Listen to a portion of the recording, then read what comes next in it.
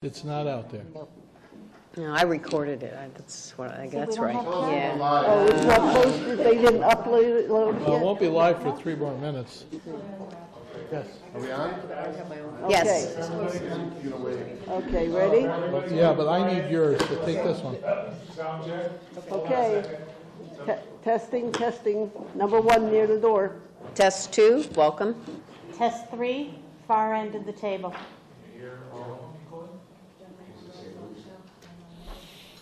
As everyone can see, we're having sound difficulties, so we brought out the old equipment. Okay, testing 1, seat 1. Testing 2, seat centric. Testing 3, far end. That means, but we really spoke up. So they're going to have to really speak up. So we're going to slide the mic. Okay. All right. All right. Thank you. Thank you, ladies. Class dismissed. You guys are hired. That's my money. Okay. Oh, the voice is the other thing, you know. The third one and the, Are we broadcasting? Oh.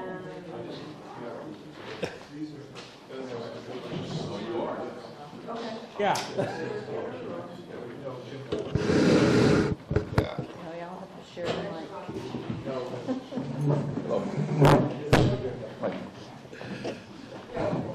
Let me warn you that if they can't hear you at home, they're giving you a microphone. I was going to say, that might be as old as the I chair. am, yeah.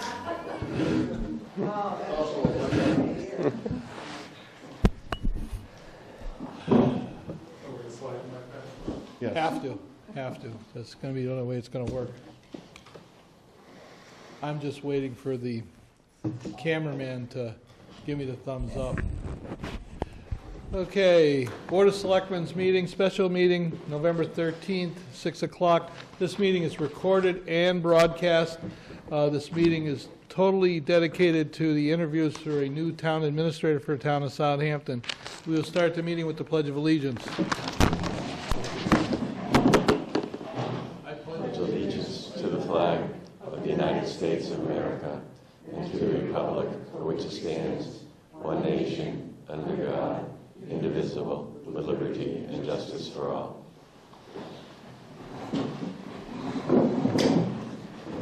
We are going to take a different approach this evening, and we are going to ask the interviewees scenario questions. But first, what I'd like to do is start with the panel and have them introduce themselves.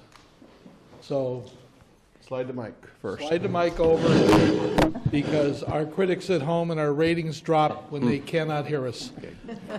Hi, Bob Parent. Okay, thank you for bringing me back tonight.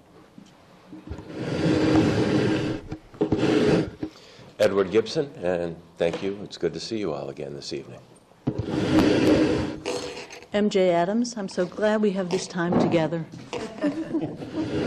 Let me warn you that it's been brought to my attention that if you are not heard, they hand you a microphone. I don't know where they found that, but that's what they hand you. I believe in ladies first. I just want to say welcome back. Thank you very much for coming. We felt that you all did a wonderful job the first time, so that's why we wanted to make sure that you all came back and we all had a chance to meet you again. So thank you for that. And so I'm going to ask the first question, and you all have been informed about the process, how it's going to go, that you'll all be asked scenario questions, and you'll each have a chance to answer, then we'll go back to the first person again, right? And one thing we're going to do, we're going to stagger who gets that question first, second, third. So Okay, so everyone gets the MJ same. isn't always going to get the question first. Okay, all right, I just wanted to confirm about that. All right. Okay, so the first question is, how will you relate to department heads who are under the jurisdiction of a separately elected committee instead of the select board? How will you relate to department heads who are elected instead of appointed by the select board? So I guess since the mic's in front of me, I get to go first this time, huh? We don't need to identify who we are, well, every time we speak, do we? I don't think so, no. Okay, great. So the question was, as I understood it, how would we relate to department heads who answer to other elected boards? Correct. And then how would we deal with department heads who responded to the Board of Selectmen? Correct. I think that the most important thing is first that you understand the lines of authority and lines of responsibility that people have when they have reporting responsibilities. I think with, for example, for the Board of Health clearly is elected by the town, and your health director, your health agents would be responsible to be accountable to that board. So I think the relationship that you have to establish as the town administrator, do I have to speak up? Oh, I thought somebody was flagging me to speak up, is that you need to be able to understand and respect that line of accountability and to work with the board to whom that department head is accountable to make sure that there's good communication and a good, clear line of reporting, and both up and down the ladder. Same as with, you'll have a different role as the town administrator in terms of dealing with department heads who are responsible to the Board of Selectmen, because as I understand it, the Board of Selectmen is looking for the town administrator to be the day-to-day manager of operations. So that would be a more direct one-on-one. Clearly, responding to the Board of Selectmen and keeping you filled in on what's going on and consulting with you and making recommendations to you on issues of importance. But I think that the lines have to be pretty clear. And I'm a big fan about organizational charts because I really do think that they help people visually understand lines of communications and who you need to involve and communicate with. But I think that needs to absolutely be respected. Right. Thanks, MJ. You want me to repeat the question? No, I think I'm good. Okay. Thank you, Maureen.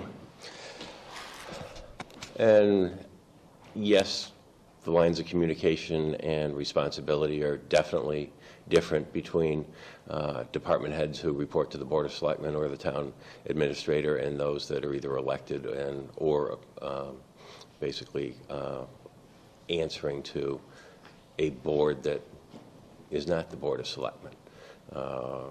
For me, I still think even whether it's a direct supervisory role or with an elected official or someone reporting to a board, I still believe I'm a coach. I'm someone that they can come to as far as advice, experience, what have you. And I'm willing to share that. I'm willing to try to make their job easier, more efficient, to impart any wisdom I may have.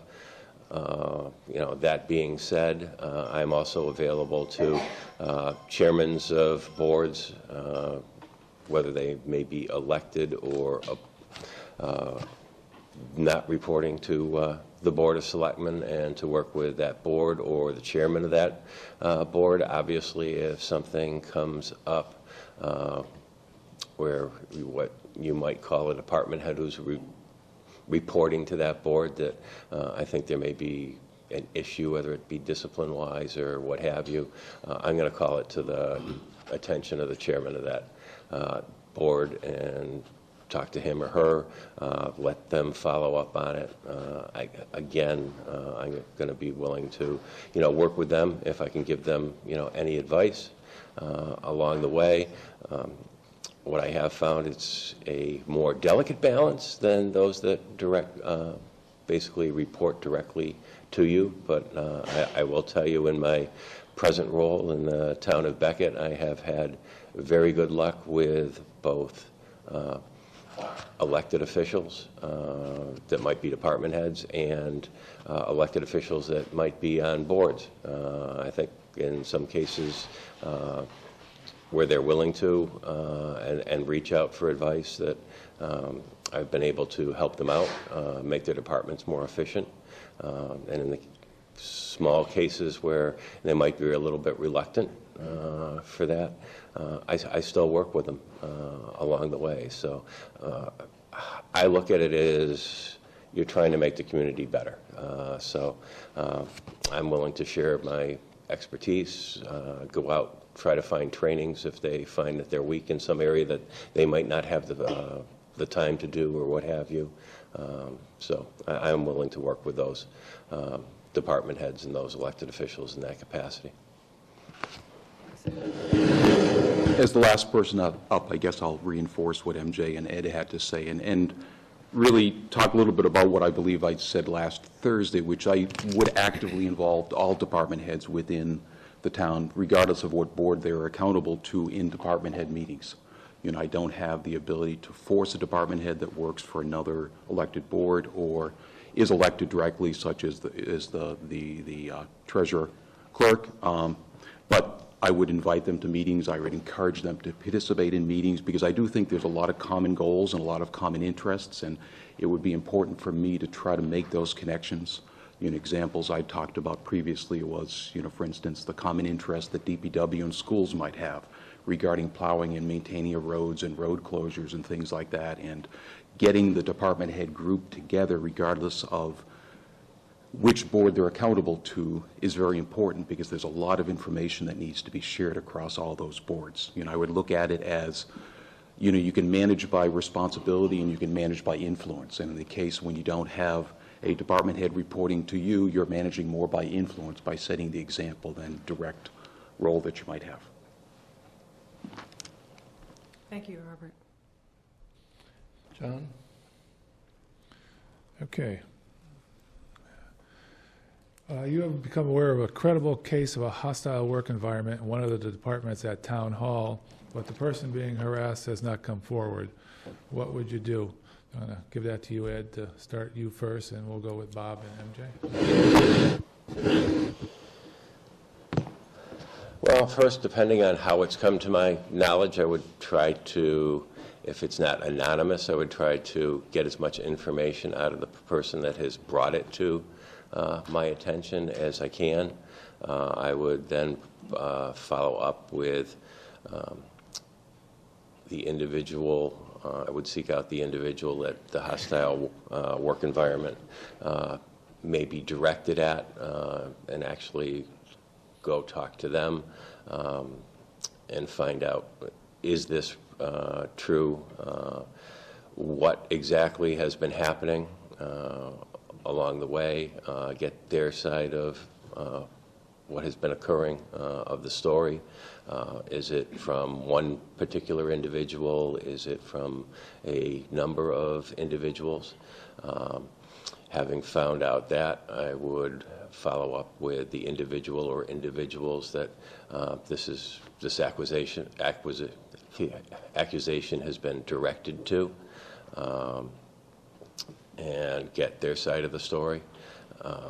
Depending on who it is, what department that is, there can be some different paths as far as whether I'm going to basically conduct a full interview myself. Is it one of the boards or committees that really does not report to the Board of Selectmen or myself? I'm going to have to involve them if that's the case to go on with an investigation. And from that point on, if it was my direct responsibility to follow up in that investigation, I am going to talk with any individuals that might be in that department that might be able to impart some wisdom and background of what's been going on or what's been happening. You know, and from there, I'm going to have to bring the Board of Selectmen in so that they know what is going on. I may have to make a recommendation to the Board of Selectmen of how to follow up. Is this something, if it is true, is it something that is just started to occur? Has it been going on for a long time? Seems to be repetitive. You know, from that point of time, is this something that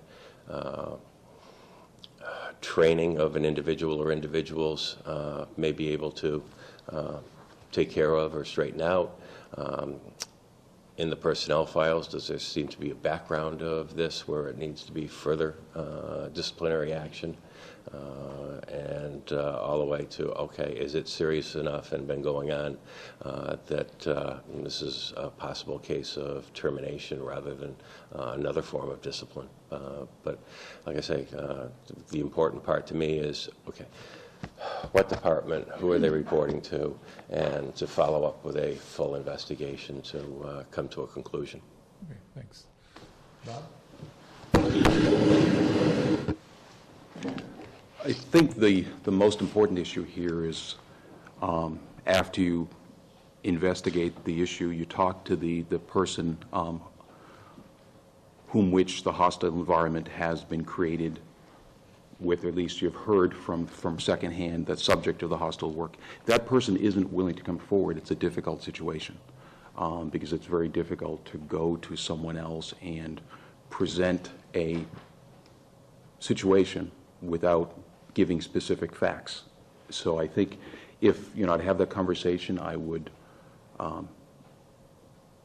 see if the individual would confirm the issue, because it may or may not be an issue. If the individual would confirm it, if the individual is unwilling to go on the record, then it becomes a little bit more difficult. At that point, minimally, you have to put your antenna up. You have to start looking for evidence that you might be able to collect yourself, that you can then use as a basis of bringing something forward, or talking to others that might have seen the circumstances that would be willing to go on record. But without that, it's if the goal is to ultimately take some type of disciplinary action against an employee to correct the situation, it's very difficult to do that without having evidence and having facts to back that up. So I would work as hard as I could to try to collect that information. Again, collect it firsthand if I can, collect it secondhand through other sources, again, if the individual is not willing to come forward.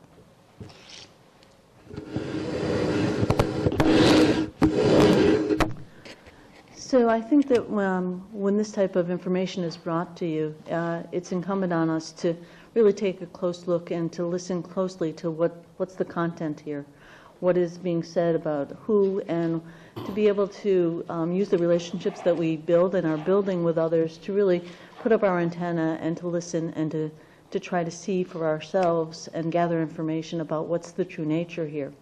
The word hostile work environment is a pretty loaded term nowadays. And I think it's pretty challenging, especially when it comes to you as a third-party report, not directly from the person who's experiencing it. So it would be critical to really to get a better handle on the work environment that this hostile work environment is being described, and really try to get a handle on what is the nature of that hostility, and try to probe a little, try to get a better sense from the person who might be subject to this hostile work environment about what their impression is about what might be triggering it, what might are there factors that lead to this incidence. The challenge is that if there's nothing specific from the person who's experiencing or claiming to or is experiencing this hostile work environment, that makes it more difficult to deal with the possible source of it. But I think that it's critically important to help employees create for themselves a safe and trusting work environment, because we're asking them to do work for the community, and they can't do that in an environment where they feel that their work is questioned, that they're under scrutiny or under some level of hostility. So we really have to get in there and wrap our arms around what the environment is, and if the person is uncomfortable with direct information or a direct confrontation about what's prompting that, how do we then support and encourage that employee to take steps to create a more manageable work environment for themselves? If they're not able to do that, or if it doesn't result in a more comfortable and safe work environment for them, then I think that then you have to encourage them to, take steps to share information with you, and to, in a safe way, share that with people who might be prompting that hostile work environment, so that you can interfere or interrupt those behaviors that are causing that level of hostility. And if it's pretty overt and other people have experienced it or witnessed part of it, I think that you have a responsibility as a leader in the town to be able to confront them in a way, though, that they can learn. They might not be aware that their actions are creating this unsafe or hostile work environment for that person, help them understand that how their behavior is influencing or affecting the people who are trying to do work for them, and moving towards a more positive, trusting, safe work environment so people can do the work that they're here to do, and that's to serve the town. Thank you. Mr. LeBrie? Good evening and welcome back. Thank you. Nice to see you all again. Hope you're having fun. Absolutely, yes. We are.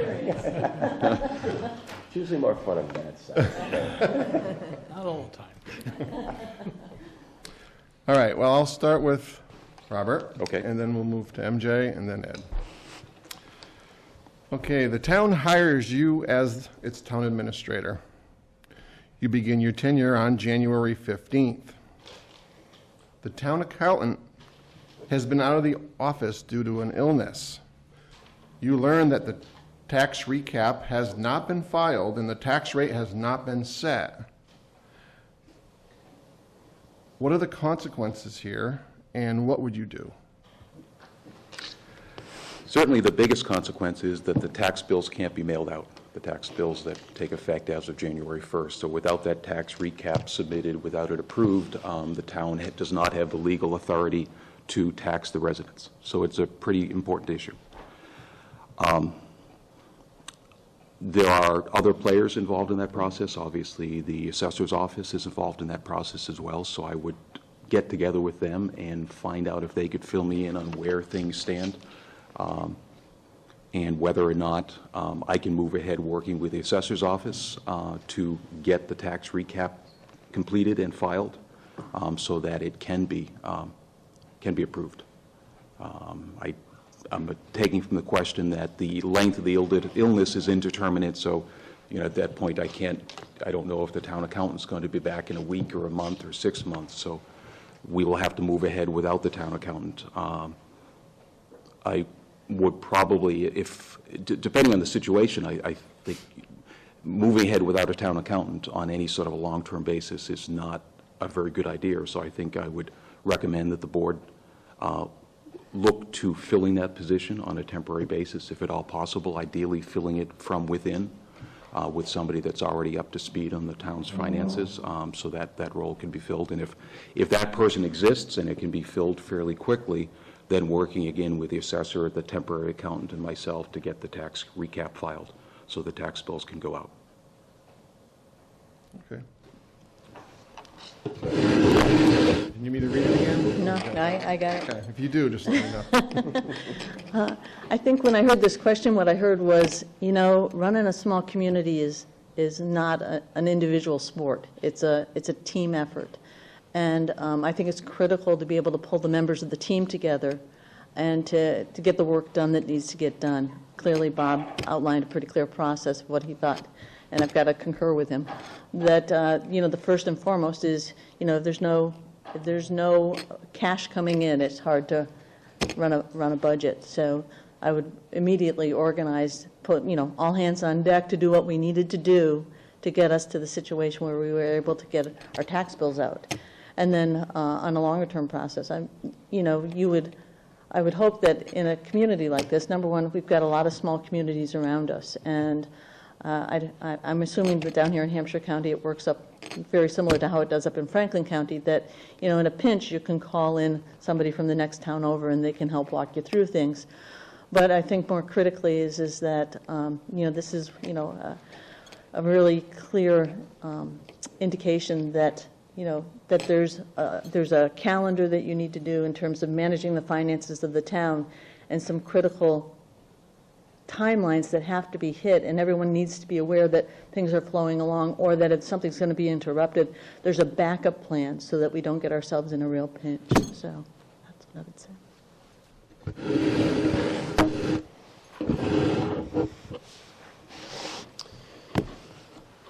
On the assumption that all the hearings have been held and everything else has been done correctly, and it's just the recap that has not been filed, I would try to find out what is missing from it, and do we have that particular information. I would reach out, and is it possible to talk to the accountant to find that out?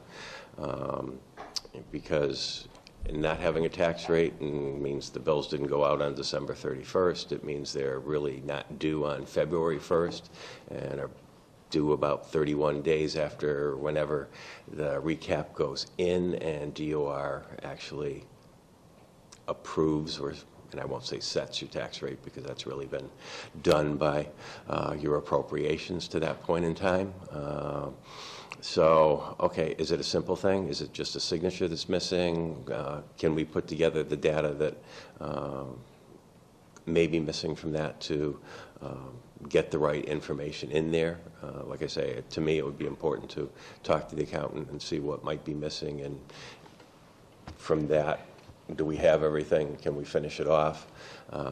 DOR is going to be looking for the accountant to sign off on that. So yes, we might have to come back, and if it's not even for a medium to long period of time, say the accountant was going to be back in 2 weeks, I'm going to have to recommend to the Board of Selectmen that they appoint on a temporary basis someone to fill that role.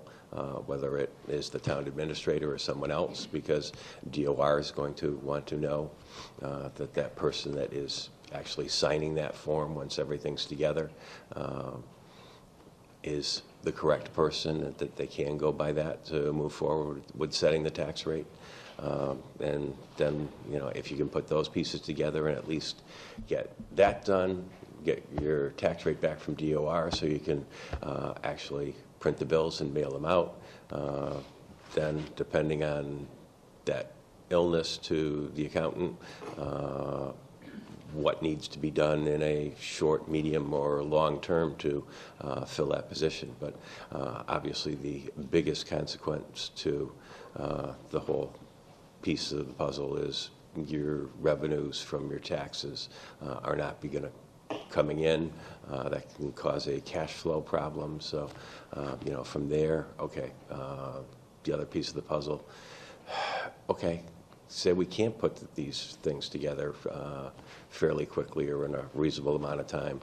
Can the town go out and borrow on a short-term basis till that can be done? So we do have a cash flow and not in a negative position. Thank you. You're welcome.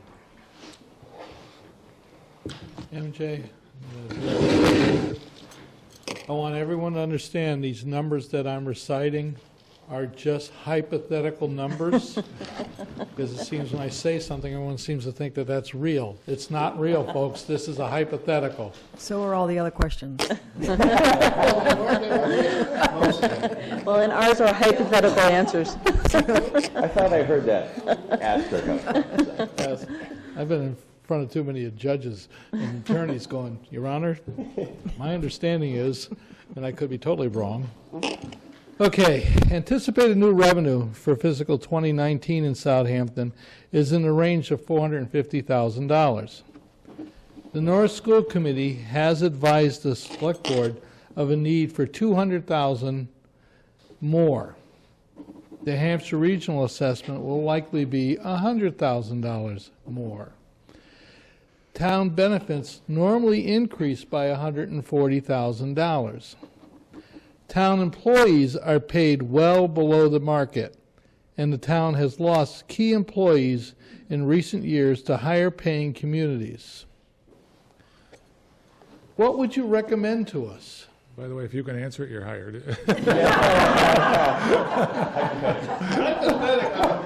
This might happen. By the way, you notice they gave me the longest question they could give me here. I would call Smith Vocational Tech School Printing Department and see what they could do in terms of printing some additional resources for us. I see. You do know that's illegal. That said, I think that frequently frequently you're dealing with a request for resources that exceed what you think you're going to have available to you. That's standard and usual when you're doing budgeting. And I think the challenge is to figure out, to navigate that budgeting process that's as aligned as it can be with your fixed responsibilities and your more flexible responsibilities, and to figure out, inevitably, there's going to be, like I said, more than a higher request than what you can serve. And the question is to really prioritize and to allocate resources to your highest and most critical needs. And to have that conversation not alone by yourself, but in the community, so that there's an ongoing conversation about if we have these demands and if we want to respond and believe that these needs need to be fulfilled, how can we meet our end of providing the resources?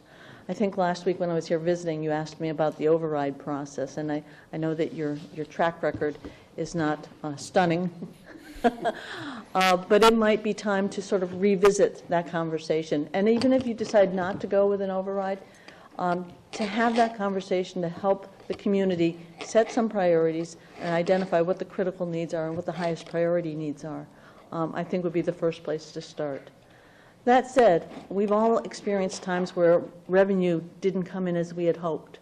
And hopefully you have a little, rainy day fund, not that it could cover the full gap, but that there would be a way to cover some part of that if you needed to dip into resources.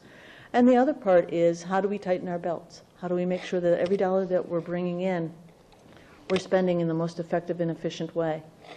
And how do we figure out how to bring in more resources? I know that the town of Southampton is very highly reliant on residential property taxes. Are there other opportunities? Might it be necessary to examine fee structures, expand some fee structures for some things that aren't critical, that are things that we like to provide, but maybe would struggle to provide out of our general fund, and to look to other opportunities to bring in other revenue. And also, I think the other thing is you have to sort of stand back and examine operations. Many small towns, there's been some discussion about regionalizing some services, whether or not that might be an opportunity to take a look at how we might operate more efficiently by joining forces with another neighboring community that might have some need or some ability to help us achieve some of the services that we need to provide at a more cost-effective place. So. Thank you. Ed? Well, as I said last time I was here, there is no silver bullet to these type of scenarios or questions. Again, are there other ways to bring in revenues? And I talked about, is it possible to bring in a solar farm? Would it be possible to look at creating a small or mid-sized industrial zone towards the Westfield border to bring in more tax dollars to the town and increase your growth? Obviously, those two things don't happen overnight, so may not solve an immediate shortfall in the budget, may help in a year or two or down the road. Probably the first things I'm going to do is, yes, are there any efficiencies that we can do? Can we either invest in technology, which may save or be more efficient for the number of employees we have to be able to combine jobs? Is there a way to go back and look at our benefits package, whether that be health insurance plans, what have you, and what's in the collective bargaining agreements, and change some of those so that they become more efficient or less costly, so that piece isn't as much of an increase. One of the things that came up as a question is last time of the two school scenarios, I'm probably going to go talk to Hampshire Regional School and the other communities that are in it as far as our assessment goes. First and foremost, to see if it's possible to do something that isn't as large before I go and have that conversation with the Southampton Elementary School, because I have seen how their budget has been affected in, say, the last 4 or 5 years along the way, as compared to the monies going to Hampshire Regional. It's not an easy scenario at all, but again, as MJ has said, is there possibilities for regionalization, whether that be through types of equipment, sharing employees, what have you, that may reduce some costs along the way. There are a number of solutions.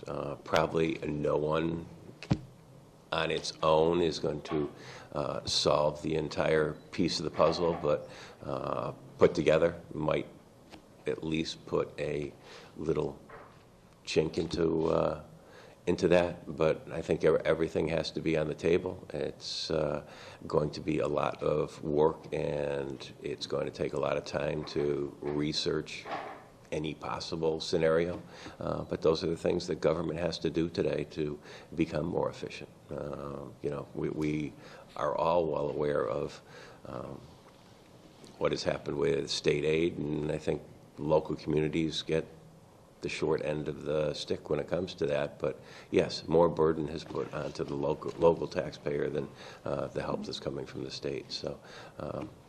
And it's not easier for someone that might come in and only have about 4 months to do a budget and get to town meeting to do a lot of that. But those are the questions that need to be asked, and I'd be willing to do it and do as much as I can in a short amount of time.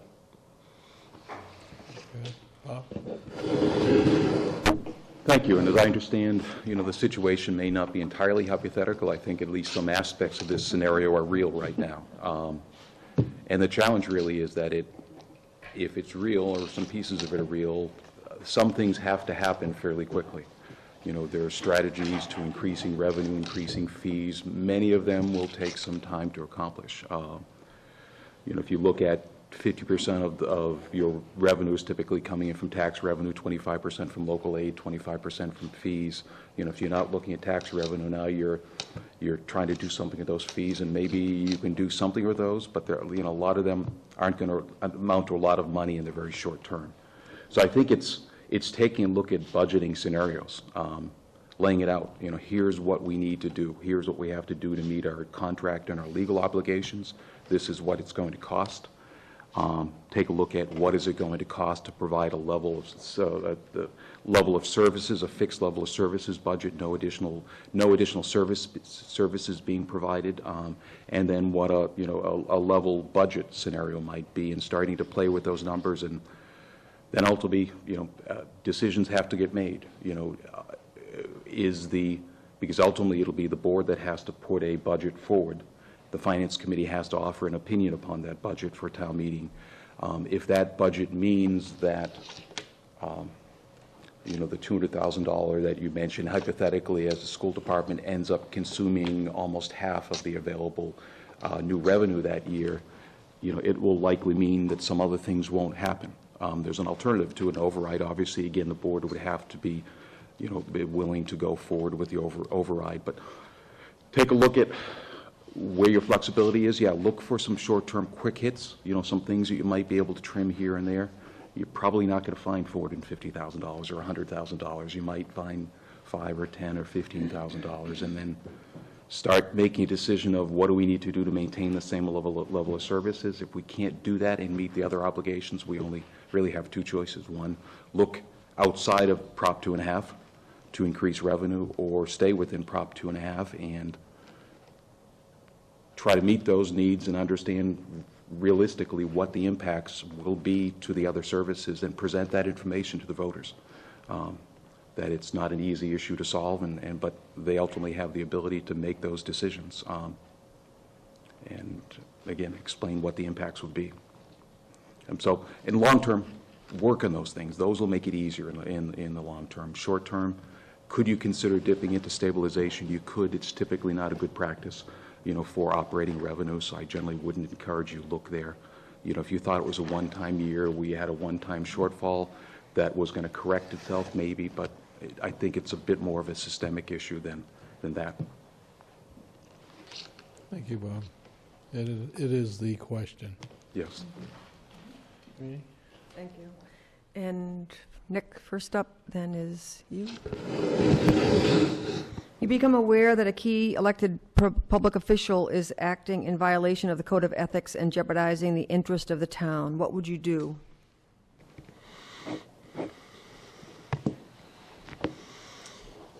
I would reach out to that elected official, talk to them, see if they are aware, which they may not be aware, that whatever their actions are that may be contrary to the ethics laws. Try to educate them of what they have done, of why that might be contrary to Massachusetts ethics laws. They may see the light and understand what it is that they have done and not do it again. To some extent, it's going to depend on what level of severity that may be. I've had issues where people have we voted on something that they might have or they may have actually a financial interest in and just not have thought it through, whether it affected a family member directly, or their name might be on a deed for a property with a parent or another relative that they may not be aware of. That is a violation of ethics, in my opinion. If the person really wasn't aware of it, and in that case, it's probably a minor infraction. And if you make them aware of why it is an infraction, and they understand that aren't going to do it again, I think that's a good resolution. If you've got someone that is either taking money for votes or may have a direct financial interest in an outcome with the company, whether it's a contractor or whatever with the town, and seems to be aware of the fact that they probably shouldn't be doing that and are doing it anyway, that's another issue. I'm probably going to bring that issue to the Board of Selectmen, let them be aware of it. In this particular case, depending on what it is, it might even have to be an executive session.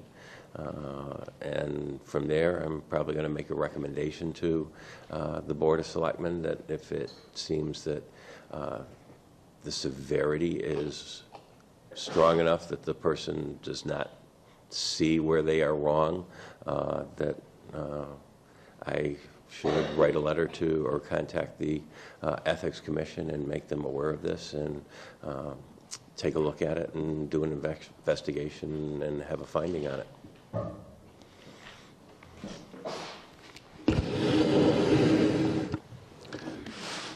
I agree with those steps. First, if I become aware of something, particularly if it is not an extremely severe ethics violation, if there's something involving criminal activity or something like that, that takes a different path. But if it's something that is less severe, that perhaps the individual isn't really aware of, as Ed mentioned, talking to that person first, because that's really what the Ethics Commission does. Whenever they become made aware of something, they will typically talk to the individual, they'll counsel the individual, they'll require, in some cases, the individual to have additional training, additional education. They're typically not punitive right out of the gate unless it's a very severe ethics violation. So the objective that the Ethics Commission would have, and I would have essentially, would be the same thing, which is to call it to the attention of the person, make them aware of it, hope that as a result of better understanding it, the practice would cease.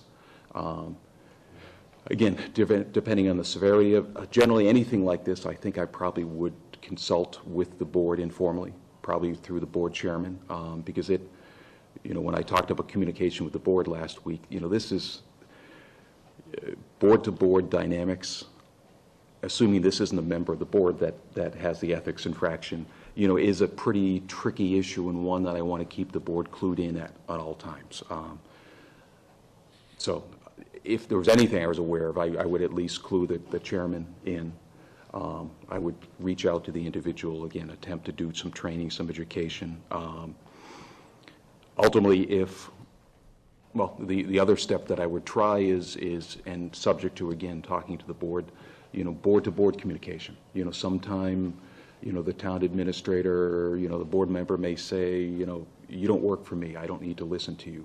Perhaps there's a better relationship on the board-to-board level, and a board member might be in a better position to have some influence on the other board member. So, I think we'd try that approach as well. Ultimately, if that approach wasn't successful and the board, because I wouldn't do it on my own, and if the Board of Selectmen felt it was important enough to bring it to the Ethics Commission, I would do that at the board's request. Because, yeah, the situation clearly needs to be corrected. Any of these situations need to be corrected, and you try to correct them in the most direct, least controversial way if you can. Thank you.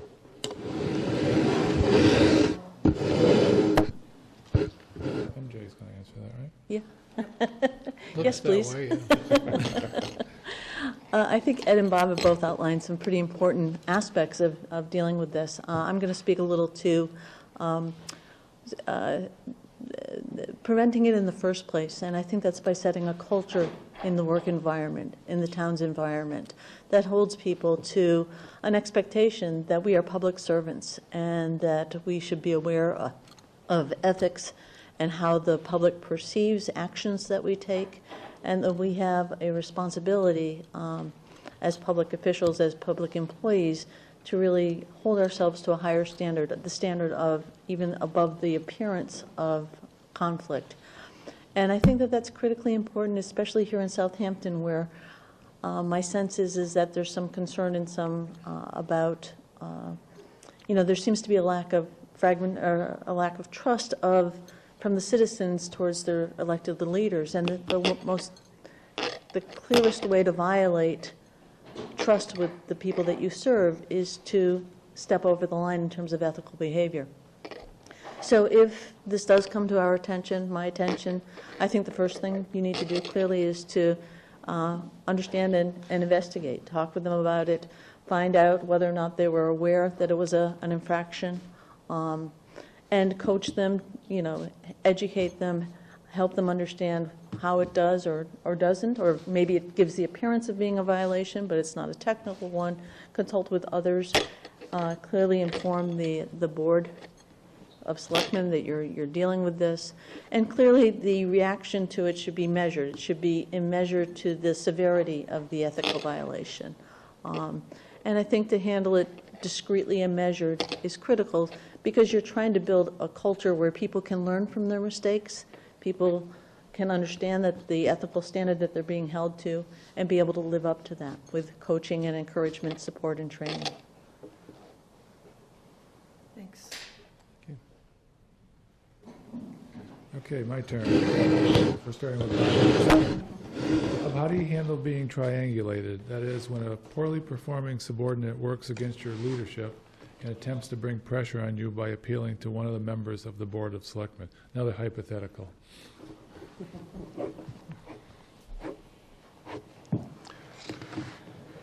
From the question, apparently it's been brought to my attention by a board member.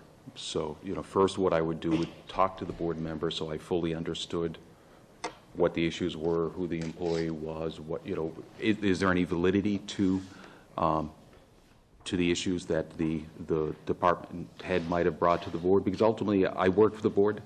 If there's a department head that isn't satisfied with me, there's always the ability at some point to go to the next step. So I certainly wouldn't encourage staff to do that, but it can happen if there's something that people believe that I'm not doing correctly.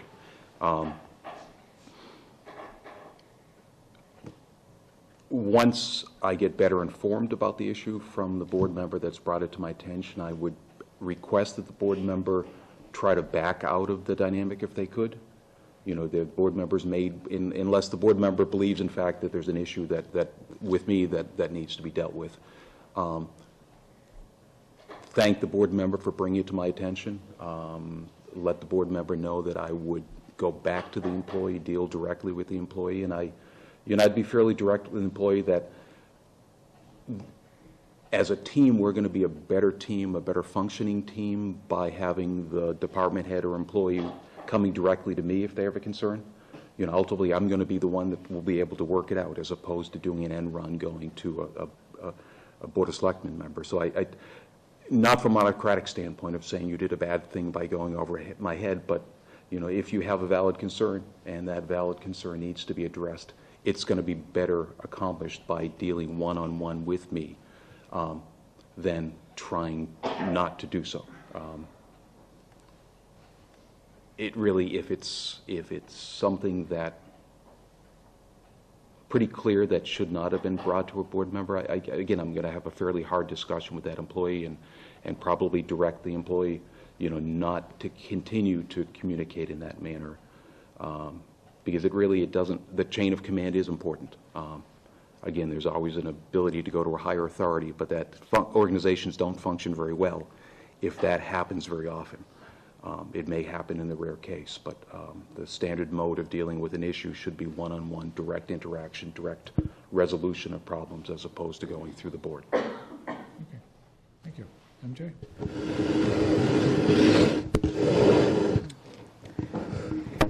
So my understanding is one of the people who report to me has come to the board and is complaining about something or discussing with a board member something that they think I haven't done properly, or something going on in the department. Something going on in instead of going to the TA. Right. Yeah.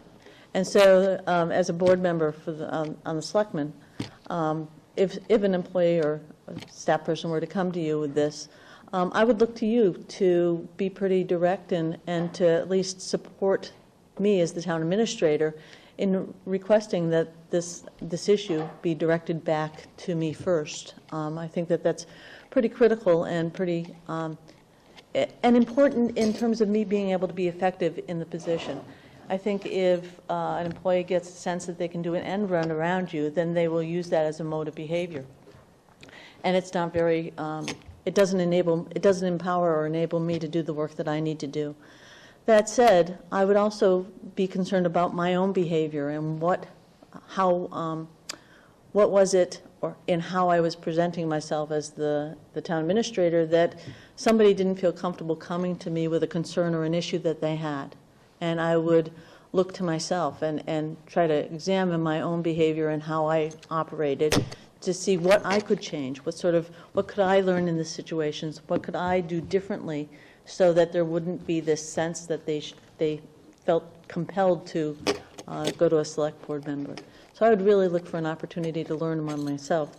That said, sometimes that's people's mode of behavior, is that's just they violate the chain of command and have been successful at that at times. That serves some people well. But to really circle around and to give me the opportunity as the town administrator to be able to address the issue, deal with the issue, and understand and improve that work relationship with that employee so that they didn't feel compelled or feel it necessary to go around to the Board of Selectmen and to get an issue addressed. That said, if there's something that I've done or some way that I'm running operations that they feel is so outrageous, then they should know that, yes, they have the right to go to the board. But that said, I really would encourage, I would hope that the selectmen would support me as the town administrator and send them back to talk with me about the issue that they had. And again, like I said, and I would reflect on and examine my own behavior. What could I learn in this environment that caused them to go around? And hopefully build a better working relationship, because they need to feel safe to come to you. They need to feel trust that you're going to do the right thing with the information that they're bringing to you, even if what they're bringing to you is critical of your behavior or your actions. I think you have to create a relationship, a work relationship with people so that they feel that safety, even though they might disagree or be legitimately critical of something that you might be done. Thank you. Ed?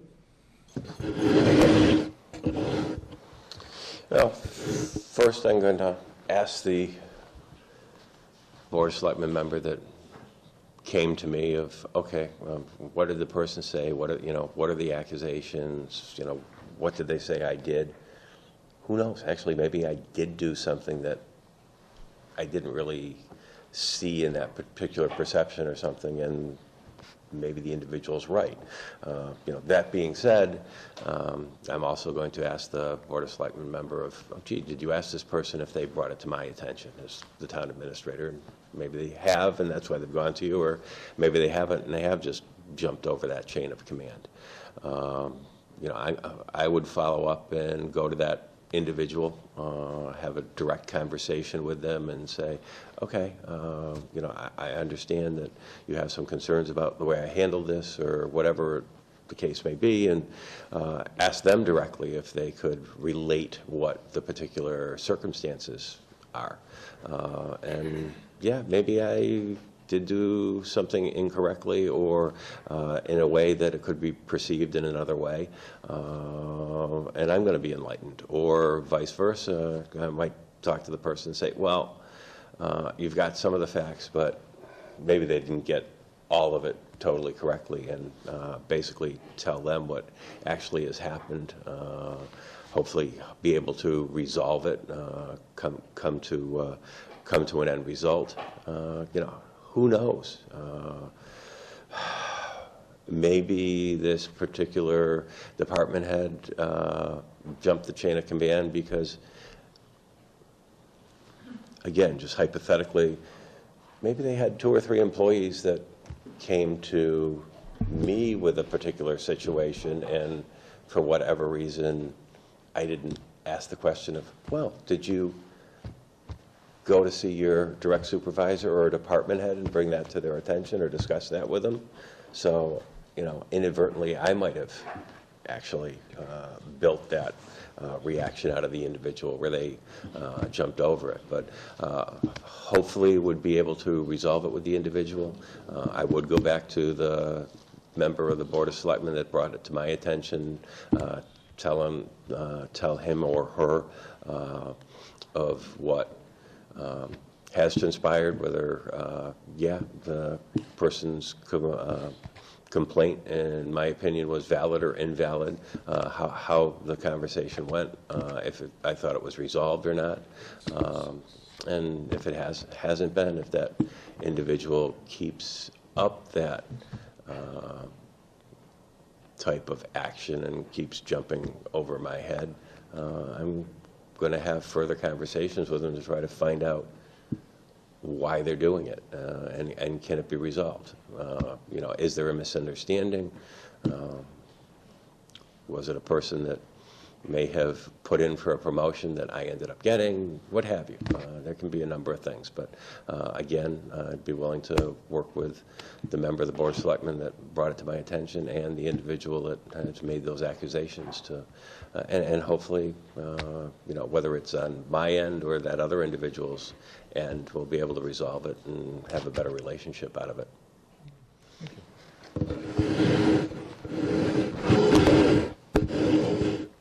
I already answered that. That's what I thought. I was confused. It's all right, I got confused earlier. Okay. Okay. Well, I have to warn you ahead of time. This next question may or may not be hypothetical. I think, Jim, we're starting with MJ, right? That's what I Yeah, we're starting with Okay. thought. Yeah. Whatever. All right. Town has recently installed new video equipment in 3 meeting rooms. Some boards and committees have resisted having their meetings carried on the cable system. How would you handle this? I love what the open meeting law has done in terms of trying to make local government operations more transparent to communities. But I do know that it comes with challenges sometimes, and I think one of those challenges clearly is the video equipment. I sat on the Board of Public Works in Northampton, and they installed the video equipment into our meeting room. And it was a change for us. It really changed the dynamics of the meeting in a good way. That it caused us to be, I think, more thoughtful and formal about our deliberations. But I could understand how, some people are really just uncomfortable being in the public eye, and we had to become much more careful and mindful that the language, what we were saying, was being heard anywhere in the universe. And I think it made us, it made it a little more challenging to sit on the board, because you had to do your homework, you had to be prepared, or it was pretty obvious that you weren't ready to be at that meeting. You had to pay attention and realize that that camera was on and that video was running, and that it wasn't just something that a reporter might catch you saying in a meeting that would be in the paper, but it was something that somebody could go back and watch over and over and over again. So I understand that the dynamics of the video and the video recording of meetings is challenging for some people. And I guess I would look for a way to help educate the board members who are uncomfortable with that about how to better manage that, the situation where they knew that they were in a fishbowl, essentially, that people were watching them. And I think you go back to the basics, like what's important. You have an agenda, we have minutes, we talk clearly and respectfully to each other. We realize that we're in the public eye. We are doing the public's business. The public has a right to watch us do that. And that we might need to change our behavior a little and be more mindful and learn a little bit about how to better interact with this new way of communicating and sharing information with the community. And that it's not always a bad thing. It might require us to change how we operate meetings a little, but it also is a great opportunity to get more information, more detail out to people who are really interested and who just can't be here the night that you're having the meeting. So I think it can go both ways, but I think that what you can do is, once it's a reality, is really try to train and coach and help people understand how it can be used as a benefit, and help the community better understand the operations of small government should they decide to sit and watch you do that. So.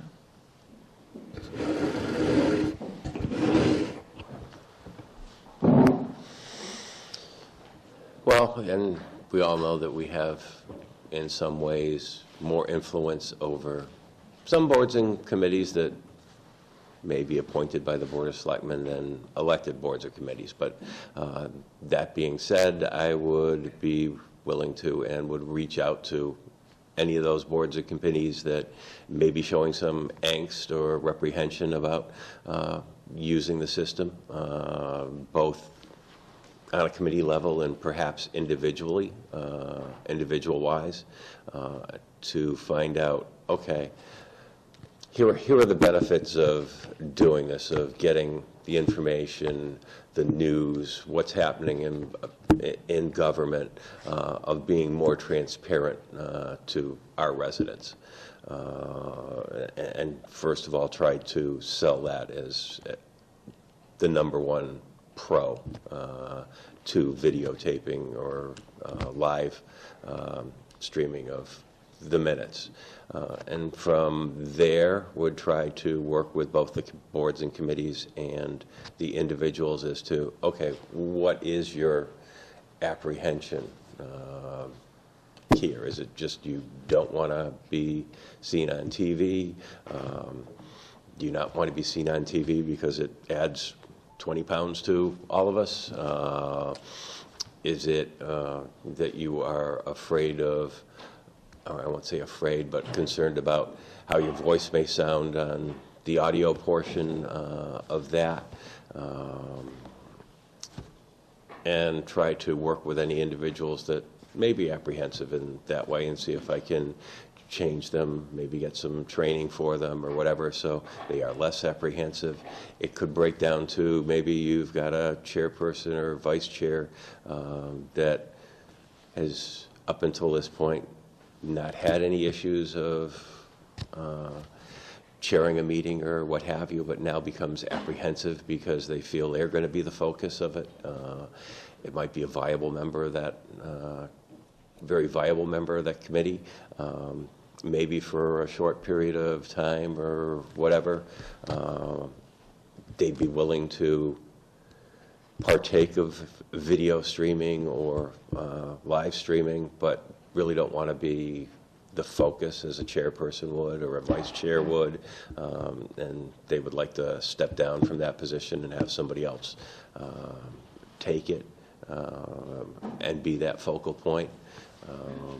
I mean, some people, and I had dealt with one who was on a historic commission and wanted absolutely no part of technology, and actually ended up leaving the historic committee because as we were going through, and it wasn't, you know, live streaming or taping, but just changing over to using more technology in our meetings or filing meeting minutes or what have you, they wanted no part of it. So they, unfortunately, they ended up stepping down and leaving. So, you know, in some cases, maybe you've just got someone that doesn't want to have any part of that, and maybe they end up deciding that they need to resign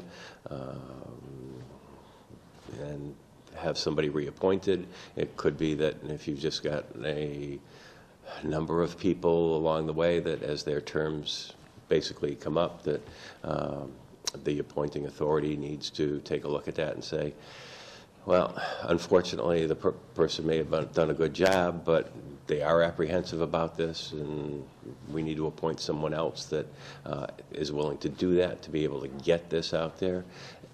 And what I would hope is that, like I said, you're always going to have some apprehension. You might not win over 100%, but if you can get to 50, 60, or 70, the more boards or committees that you are able to utilize that form of, whether you call it media, information, what have you, I think there's going to be less apprehension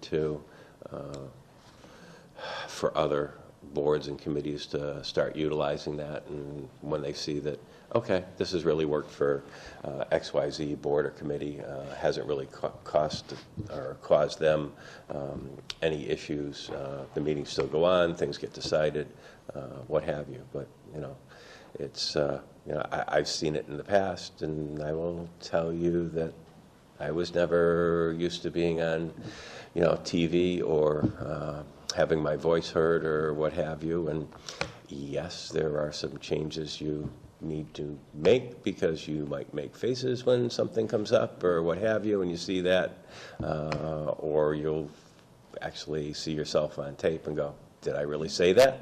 And those are progression things, and I think people that, and individuals that aren't used to it, yeah, there's some normal apprehension there, but hopefully we'd be able to work through that. So adding to that, I agree it can be a challenge. None of us, I can remember probably the first time I was on tape, and I didn't particularly like it. I don't really like it now, but I've gotten used to it. Times are changing, people have to change. Not everybody is capable of changing at some point, but starting with trying to work with people, explaining the benefit, explaining why it's important to make the community more transparent, to get the message of what the committee is doing out to a broader audience. You know, you might have 3 people that show up at the meeting, but you might have 30. You probably don't have 300, but you might have 30 to 300 people that look at the video. So it's ultimately beneficial to most operating committees and boards to be seen by as many people as possible, because then people understand what they do and hopefully value what they do. Reaching out to peers within town boards that have done it, that are okay with it, can be helpful. Reaching out to peers in other communities and similar boards that have done it, you know, can help to be reassuring. May still not be reassuring. the end of the day, if it's an appointed board, I believe if the board hasn't already done so, I'd recommend that the board adopt a policy that specifies that all public meetings are to be videotaped or taped. You can take it to the next level. I know in the town of East Long Meadow, they took it to the next level, that they actually incorporated into the town bylaws. So it applied to all elected boards, that all public meetings would be videotaped, and there was no question. So anybody that wanted to serve on a board, that wanted to serve on a committee, understood what was expected of them from the very beginning. So, you know, with appointed boards, the Board of Selectmen has more authority. A policy by itself should be able to get it done. If it isn't, then, you know, a bylaw itself, you know, would be able to accomplish that. If it becomes a recurring problem. If it's a, you know, one person, you work as hard as you can with that one person. And not everybody, again, will be able to make the change they need to, and there might be other changes as a result of that. Thank you, Bob. Another hypothetical. Maybe. I hope this one's hypothetical. Your Department of Public Works has a director, assistant director, 9 truck drivers and laborers. The assistant was just hired away by another community, and you have become aware that your director is slipping into a substance abuse problem. It was reported to you that the director has recently come to work impaired. Also, it's February. What do you do?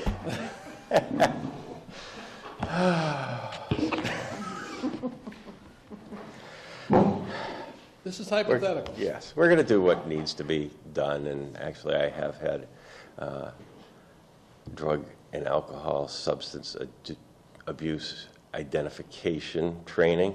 So basically I'm going to start, as much as possible, interacting with that director. I may talk to individuals that interact with him or her on a regular basis to see what they have witnessed, noticed, smelled, what have you. Is there anything, again, in that personnel file or anything that may lead me to believe that there is a past issue, or if this is new?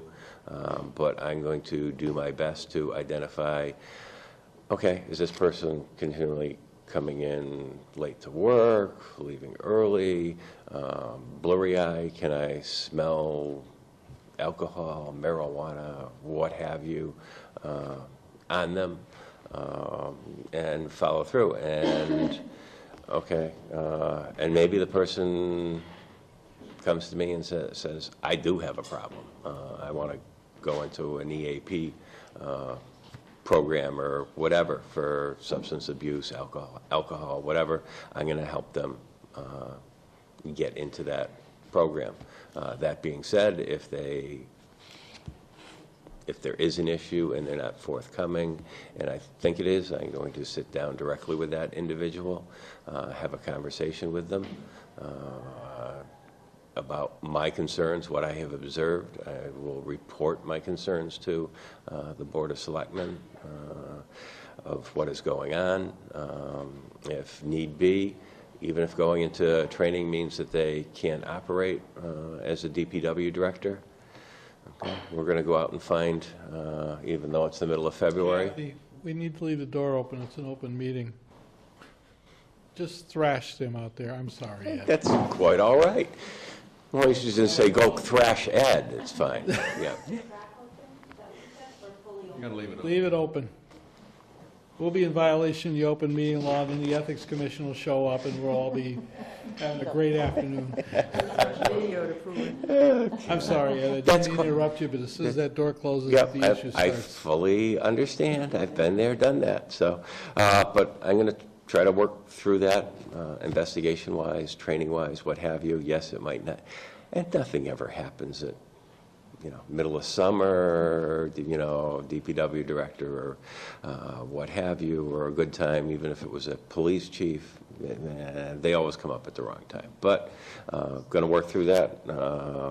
Okay, what can we do if need be, if either that person has to be disciplined, dismissed, cannot work while they're in a substance abuse program, of finding a interim, temporary, whatever you want to call it, director, whether it's someone that's retired, even if, and of course I don't know here if your DPW director is actually a working DPW director and plows, has a CDL, what have you. That's a whole other issue.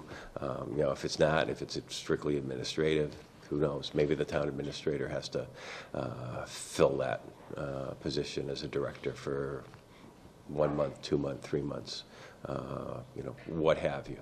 But anytime you've got an issue with any department head where either someone has come to you and said, we think there's a drug or alcohol issue here, abuse issue, you fully have to investigate that. And if it is, you got to do the right thing, try to get that person training, get him or her back on the job, or go down the disciplinary road if necessary, and hopefully it isn't.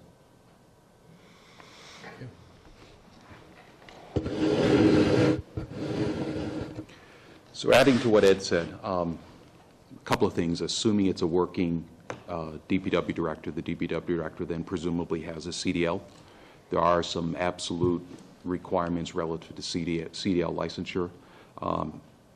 I would also, by that point, hopefully be completely up to speed regarding the town's drug and alcohol abuse policy, which in some communities mirror the CDL requirements, and in some cases aren't quite the same as what the CDL requirements are. There's some things you can do, there's some things you can't do. You can't subject someone to a drug test unless you have reasonable suspicion. If you've been trained to identify what that reasonable suspicion means, and then if you can identify, you can document reasonable suspicion. At that point, you can send an employee to be tested. If you just hear it secondhand or third hand, you can't send an employee to be tested unless there's something that an individual that is trained to observe that behavior has seen themselves, and then you can act upon that. If that person does get tested, and depending on the outcome of the testing, again, if it's somebody who's not a CDL driver, the town policy might be a little bit different, but if it's a CDL driver, there are some pretty hard numbers and steps that you have to take. If you exceed the CDL requirements, you have to sign up with a substance abuse professional. You have to undergo the treatment process that the substance abuse professional recommends, including typically more intensive testing for a long period of time, more than just during the actual SIP program, but in some cases multiple years beyond the original incident. Most town policies don't allow for termination in the event that the substance abuse is actually occurring on town property. If it's occurring on town property, it's witnessed, et cetera, there may be some action that might be taken versus just having somebody that behaves in a certain manner that may have, abused the substance at home or some other location.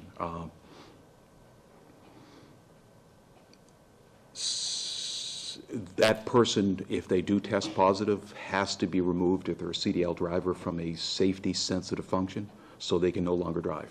They could be assigned to another, they can continue to do the administrative responsibilities of the job, but they will not be able to do anything that's safety sensitive until they've fully completed the SAP program to the satisfaction of the SAP professional. The town has no control over that, no authority over that.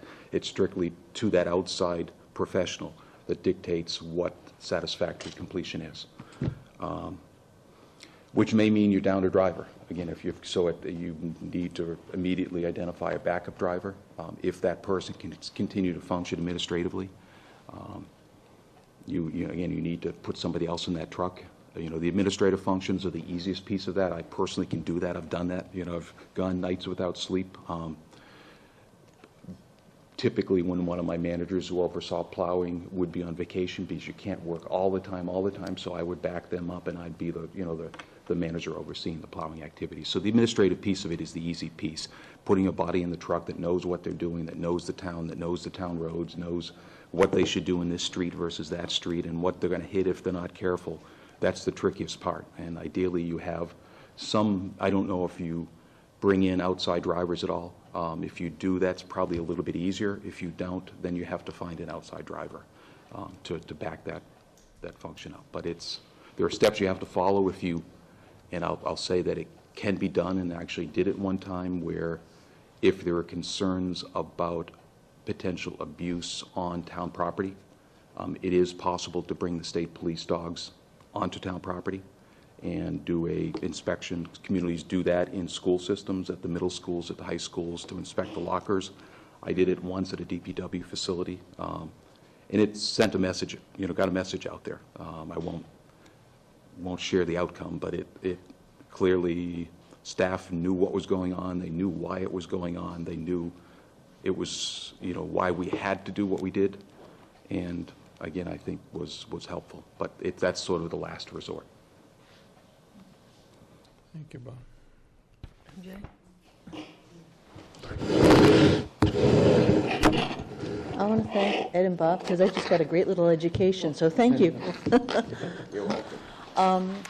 But clearly, these two gentlemen are very knowledgeable in this specific realm. I don't bring that same level of experience, but I think what I do bring is a very keen awareness that you care about the human being, but you also care about the risk that might be out there by allowing this person to operate under the influence, impaired, and the risk that they put to themselves, to the town, to their other employees, to citizens in the community, and that as a leader in the community, you have to take immediate and clear action, fair action, and gather the information, understand what the situation is, be in a position with that person to be able to have that critical conversation that you need to have with them, that there are these concerns, these suspicions, and that there's an opportunity to help get you help, but it can't continue as it is. If there's some observation that you're under the influence or impaired here at work operating for the town, you put yourself at risk and you put the community at risk and you put your employees at risk. And that because of that, we're willing to help you get the assistance that you need. But in the meantime, there's got to be an interim change in operations to take you out of a position where you might hurt someone.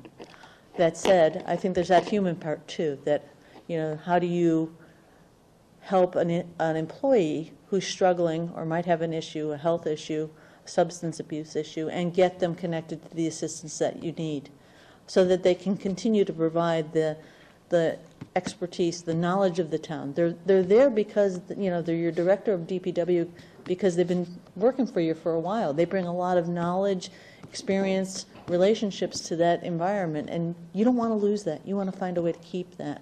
Clearly, there's some part of their operation that they're going to have to stand down from while you get this other aspect of their issue under control and managed. But you don't want to throw out the baby with the bathwater.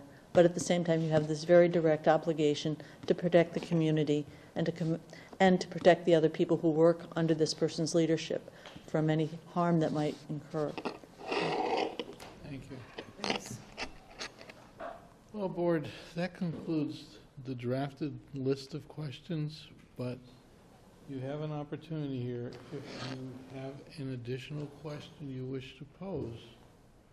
Unless the Board itself has a problem. I have no problem with asking one more question. Yeah, I was given by a resident of town some questions to ask, and there's a few good ones on there. And I'd like to read one of them, if that's okay. Yeah, sure. I'll read one. I'll be curious to see if it's the same. Go ahead. Same question. Listen. I think Bob's just Wonderful. All right. In your life experiences, you've encountered many individuals that had a significant influence on the person you are today. Who is that person? How did they influence you? And give us an example.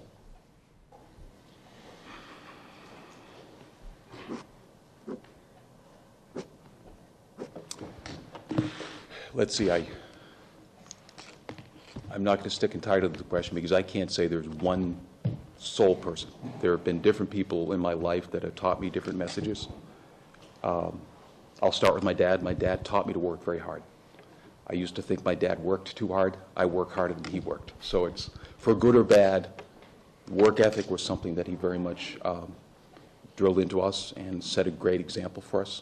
Set sometimes maybe too good of an example, but that's, I'd rather be too good at working hard than not good enough at working hard. He taught me to work with my hands. He taught me to fix things. You know, as a kid growing up, we never hired anything to do anything. We did everything ourselves, and that was sort of the mindset that I came from. I've drifted from that over the years, but, you know, it taught me a lot of good things over the years. I can remember another gentleman that was, interesting story, I served as a handyman at a Girl Scout camp for 4 summers. And the ranger of the Girl Scout camp that I reported to, at that point I wanted to be a computer programmer. In fact, my senior high class ring had a punch card on the side of the ring, and that's what I wanted to do. And you know, he said, Bob, you know, you're too good at doing things with your hands, too good at doing things outside. You don't want to be sitting in an office all the time working on computers. So he got me thinking about looking outside of an office, looking outside of a program, looking at, you know, ultimately what put me into the, you know, my original profession of engineering. But that has broadened over the years. Engineering is not just solving, it's solving problems and managing things. Then ultimately, I had a boss a number of years ago that, you know, told me that one of my greatest strengths was my credibility. And that was something that I shouldn't ever squander, because once you lose it, you never get it back. So he really, you know, I believe strongly in that. You know, you need to be truthful, you need to be credible, people need to believe what you're saying. And that's a message I still remember that gentleman had instilled in me, and I keep it with me. You may have to explain to some of the younger viewers out there what a punch card is, but... Good point. Yes. Thank you. It's about this big. Yeah. Oh, I know what it is. I know. Super. Well, I've got to agree with Bob that it's really hard to put your finger on one person who has been the most influential in terms of helping you guide how you behave and conduct yourself. I had a grandmother who very deeply influenced me. She was a woman who was who made it very clear that she was ahead of her time, and was very assertive and very clear, and knew that she could do anything that she put her mind to. And she always told me that I could do anything that I put my mind to.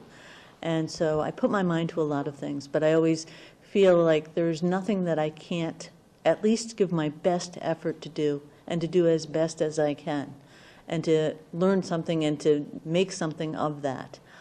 So my grandmother, Mary Spencer, was really quite a very important influence in my life.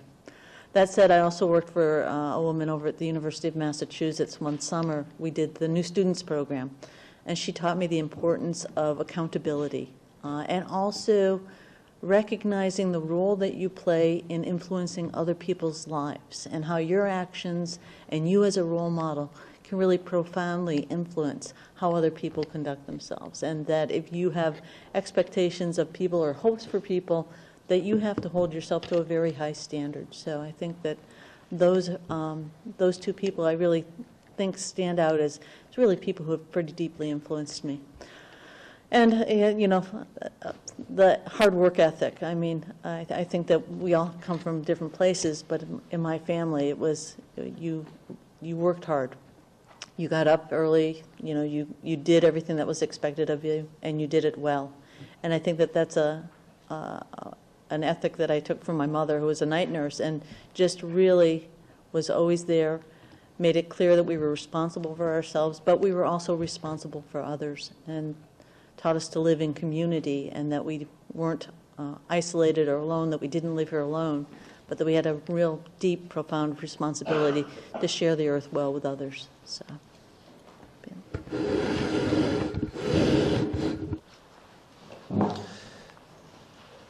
Well, I agree you can't just say one person, but I think there's been probably 2 key people in my life. One is my brother, He is my older brother, and I will say not only an older brother influence, but also had to fill in as a father figure for me over the years. To me, my brother is a war hero. He went off, he volunteered to go to Vietnam. He came back with a Purple Heart, 2 Bronze Stars, and a Silver Star. So I have always looked up to him. Charlie was very successful, as far as I'm concerned, in his profession. He was an extremely hard worker. I think I learned to put my nose to the grindstone from him. And I will say that Charlie is still very much a family person and a good family person, and takes those relationships very seriously, stays in contact with our cousins, myself, what have you. So I think growing up that he's probably the #1 individual that's had an influence on my life and where I am today. And then secondly, I will say my wife, Sandy, by far. She is the one that taught me that I should believe in myself, that I can accomplish almost anything if I put my mind to it and work hard at it. That she convinced me to go back and advance my education, to change my career path for one of what I'll consider 4 times. She got me into volunteering for civic organizations and the town that we lived in, which I hadn't done much before. And I think that was one of the things that led me to actually seeking public office. And I will say that I will actually accuse her of being the reason that I actually ran for mayor in West Springfield. And I can remember when West Springfield changed its form of government, I came home one evening and said, "Wow, they're changing the form of government." I said, "I'm thinking of running for public office. Do you think I should run for town council or mayor?" And she looked at me and said, "You know what? You've got more qualifications than any of the other 6 that have put their name into running for mayor. Run for mayor." So. The rest is history, as they say, right? Yeah, exactly. And that can be, a blessing or not, but, very profound influences from both of them. Thank you. You're welcome. You have a question, Ray? Yeah, I'd like to ask a question. It's not on this list, but that is, all 3 of you have had very successful and distinguished careers. I'm just wondering if you could look back over your careers and think about what stands out as being one of the proudest accomplishments that you've had. And if you could also speak to something that happened over the course of your career where maybe things didn't go as well as you had hoped, and what would you do differently? What did you learn from that experience? I've got to say that when I look back at my professional life, I am most proud of the work that I did when I was able to work with Habitat for Humanity. I still joke with people that it wasn't a job, it was a lifestyle. Because it was, I was able to do work every day that I felt had tremendous impact on changing people's lives, and particularly changing the lives of the kids who were living in the Habitat homes that we built. So I felt specifically being able to do that work. And probably the most specific thing was really taking this in a variety of different situations, being able to work through with the community, with the volunteers, with the architects, with the families, and with the volunteers who supported the families, to navigate that path, which was never a short path, but was a journey towards a real change in their lives. And to be able to do that in a way that it was a partnership. It wasn't just me doing it or one committee doing it, but we were doing it as a team, as a community, really trying to advance a change in people's circumstances that would have long-term and lasting impact on a better future for the family. So we did that, and I felt most proud of being able to do that and to being able to work with the organization as we ramped up from one house every year and a half to be able to do 3 homes a year, and to keep all the moving parts together that we needed to keep in the air so that we could keep things moving forward. The things that I learned, though, that the hard part is that occasionally one of the balls drop. And what do you do when that ball drops? How do you recover from that? And sometimes it's a family relationship that goes sour, or sometimes it's running out of money or not having the cash flow that you need to get that house done, and how are you going to do that? How do you then readjust expectations? And I think that was the hardest part. And I think that learning how to do that and realizing that you were part of a team, it was not ever on your shoulders alone, but working as a part of a team and being able to call on that partnership and community to help solve that problem, because all of us working together, I think, can bring more energy, more knowledge, and more wisdom to solving a problem than me sitting alone trying to develop a game plan to solve that myself. And I wish I'd learned that earlier, because in the early part, when I was at Habitat, I was the professional planner who was coming to work with a small nonprofit, and so people looked to me as the expert, and I learned very quickly that I wasn't the expert in this arena. I was part of a team, and we all had things to add, and I wish I'd learned that earlier. So, Thanks, Ajay.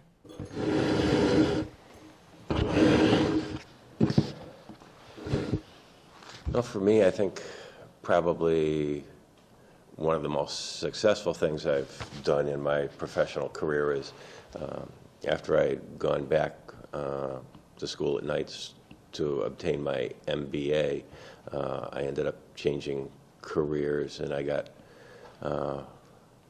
hired at Aetna to do a specific project. They had actually started leasing computers, and what they had found was when they went and returned the first set of computers on the lease is that they did not meet the lease criteria when they got sent back, and they actually had a $15 million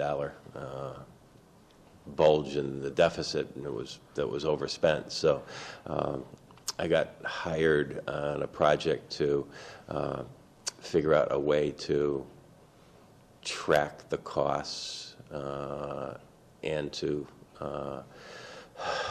function the lease terms in another matter. But I can remember starting the project, started it in Excel. I can remember one day our boss coming in and telling my supervisor and myself that they wanted this tracked in a database format of Access, and we talked with our boss for about 20 or 30 minutes. He laid out what we needed to do, how they needed to track these PCs and the laptops, and that boss left the room, and my supervisor and I looked at each other and said, "What's Access?"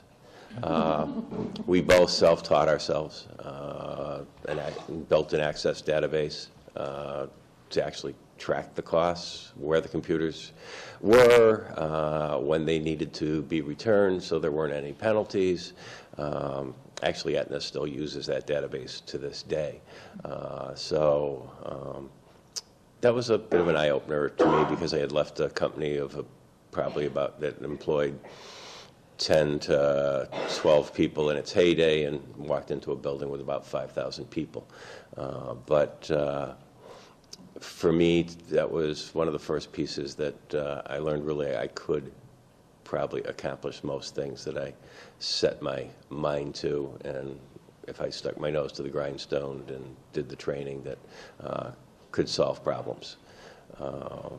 Probably what I've learned most professionally that didn't turn out the way I thought it would or was a success is that as when West Springfield changed its form of government, its very last town meeting, one of the things that came up is West Springfield had every other week trash pickup, and they were looking to go to weekly trash. And the last Board of Selectmen and the executive secretary at the time were recommending to the town meeting to fund an additional truck and an additional crew to go and pick up weekly trash. And they had really not looked at any other options. I actually asked the town meeting not to approve that money and to give me the opportunity to investigate, analyze any other methods that were available to see if there were any more efficient methods. We did that through our DPW. We were convinced we had the answer, and while it was never in the back of my mind that I thought when I addressed town meeting that I'd come back at some point in time and actually recommend privatizing the trash pickup, that was basically the best, most cost-efficient way we could deliver it. And we put together a bunch of spreadsheets, went to the town council, asked for an appropriation, and there are the typical, shall we say, urban legends that go along with privatized trash that people were bringing up. And they said, oh, you'll get a good 3-year rate, and they're going to go up 20%, and this and that. Actually, the first time we presented it, it got shot down. And I took it very personally and very hard, because in my mind I knew it was the right way to go. But I ended up listening to some of the concerns that the town council had, and they said, well, you know, you're not going to lay off these people and put them out of business. We know you're not going to, even through attrition, that you're going to want to fill those positions or whatever. So actually, over the next year, as people left our DPW, we did not fill the slots. So it took some of the personal concerns out. The individuals were already gone. They did not have to, the town council did not have to worry about someone losing their job or whether we were actually not going to fill a position if it came open. It was a difficult year because we were well undermanned, but I think through all of that, because when I took it back again and they saw the positions were already not there, they did approve it. For us, we figured it, not only did we go from every other week to weekly trash, but we saved $150,000 a year by doing it through efficiencies. It was a very successful program, but I think what I learned early on from that was, okay, yeah, I might have been the mayor, but there is compromise that needs to be done. Listen to the concerns that are out there. Are they legitimate? Can you work around those? And, you know, like I say, I think by doing that, the second time around we were successful. It's still working today, but I think I learned that, okay, it doesn't necessarily have to be my way, but listen at the same time, see what the concerns are. If you don't think they're legitimate,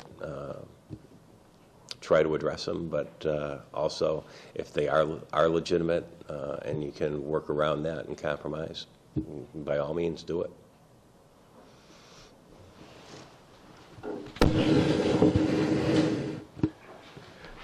What am I most proud of? I'd say that the sort of the category of things that I'm most proud of are where I've come up with what I think are innovative solutions to problems that I think in many cases, or new solutions that probably very few other people might come up with, and that's really been in a lot of different areas in my career. You know, from a human resource standpoint, when we promoted a manager in East Longmeadow recently from a long-term union position to a management position, there were concerns of how to structure his contract because he had significant sick leave buyback, for instance, that was built into his union contract, that we wanted to remove that liability. We didn't want to have to incur that. He wanted to get his salary base increased. Really, he didn't want to get paid anymore, but he wanted to get paid what he was paying with overtime, and the overtime doesn't count into into retirement for base purposes. So I don't think many HR people would come up with this, but we structured a contract that basically said he was a 42-year union guy. He wanted to get 3 years in. We said, we're going to write this contract. There's no anticipation of renewal because we're really looking to move beyond you at some point in the future, but you're a pretty good fit for the next 3 years. You're going to get your base bumped for the next 3 years. We're going to reduce our sick time buyback liability by 1/3 every year, so that at the end of 3 years, the end of his contract, we have no sick time liability. So it was sort of a win-win situation where, I approached it from a standpoint of what do we want to get out of this? He approached it, what did he want to get out of it, and come up with a solution I think that worked well for everybody that probably not a lot of people would have come up with because it's not a very standard solution. But I think he was happy with it, we were happy with it.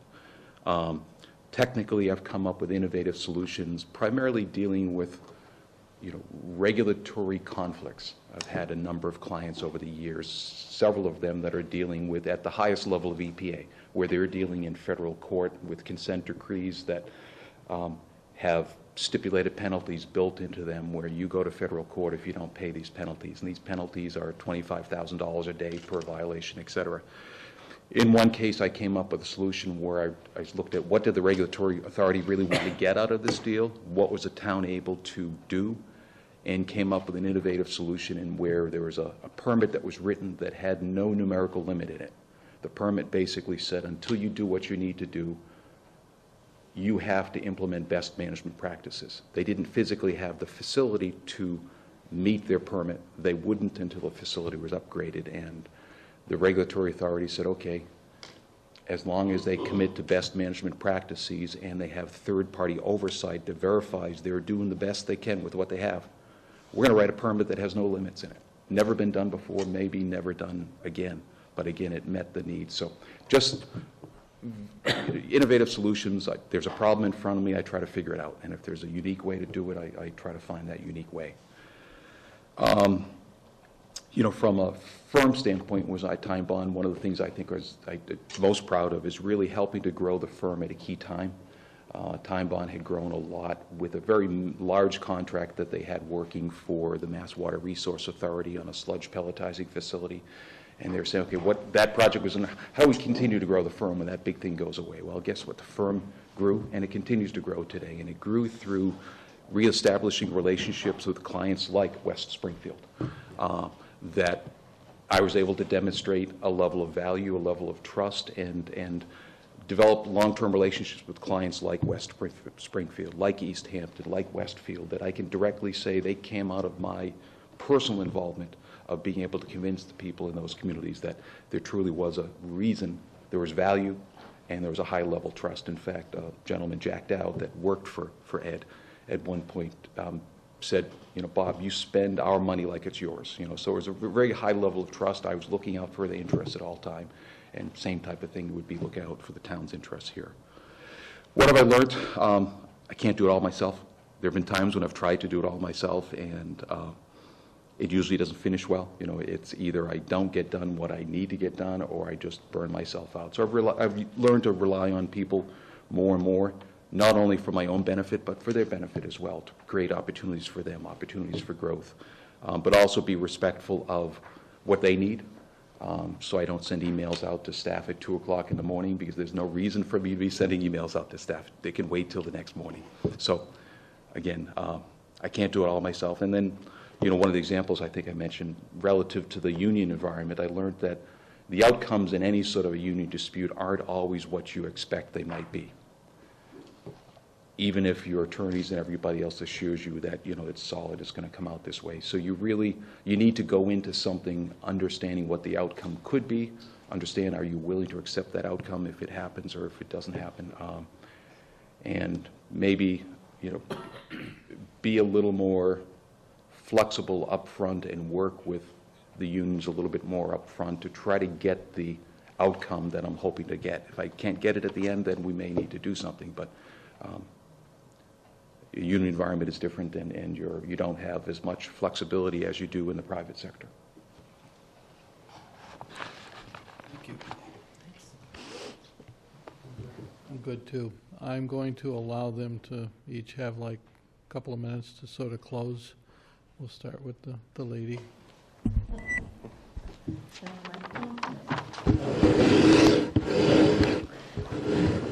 Well, I really want to thank you for having us here tonight, and I want to wish you the best in your decision-making as you move forward on this. I think I've spoken to my background, that my love of small communities, my sense of how citizens participate as volunteer leaders in the community, and my strengths really speak to working in that environment to provide the support and encouragement and training and coaching so that the managers can manage their departments and the town can come together and provide as best they can for the critical services that you want to provide to your community. And so thank you.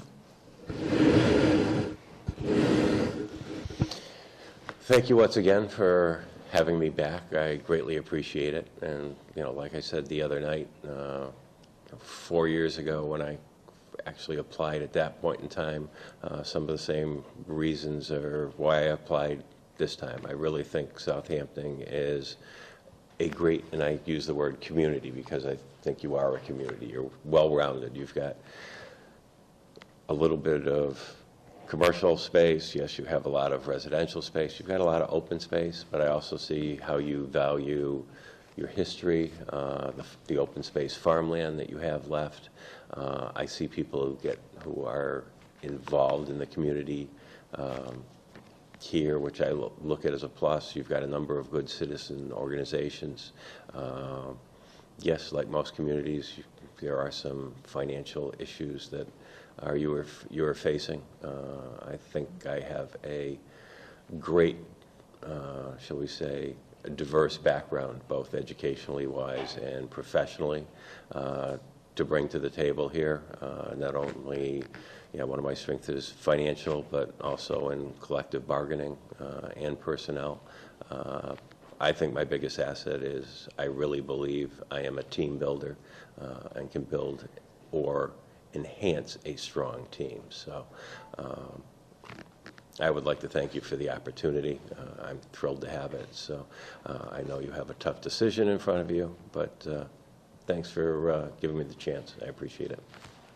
And likewise, I'd like to thank you for this opportunity. My background, talked about before, majority of my career was spent in the private sector. I think I learned a lot in the private sector. I think I learned a lot in the private sector that can benefit the public sector. And over the past 4 years in East Longmeadow, I think I proved how I can incorporate private sector accountability practices, budget practices, work ethic, things like that into the public sector to make improvements that might not happen on their own. I'm really about solving problems. That's, background as an engineer, you solve problems, you put people and problems together and you make things happen. So I'm very much about getting results. I like challenges. The town has some challenges, and I very much would like to have a chance to be able to help solve some of those challenges. And as I've talked about, I think I've got some innovative approaches at times. I work hard, and I look at this as a point in my career where I can take the passion and the work ethic that I've done on the private side and apply it to municipality to help to give some of that back. Municipalities have been a big supporter of me over my career, and this is a chance for me to help support a municipality and hopefully achieve some positive results.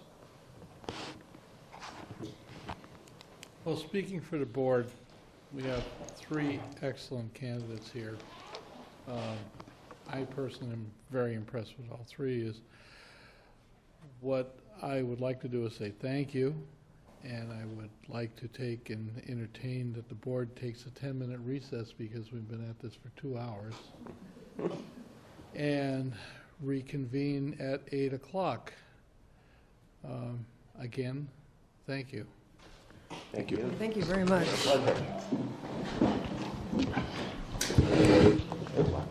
Thank you.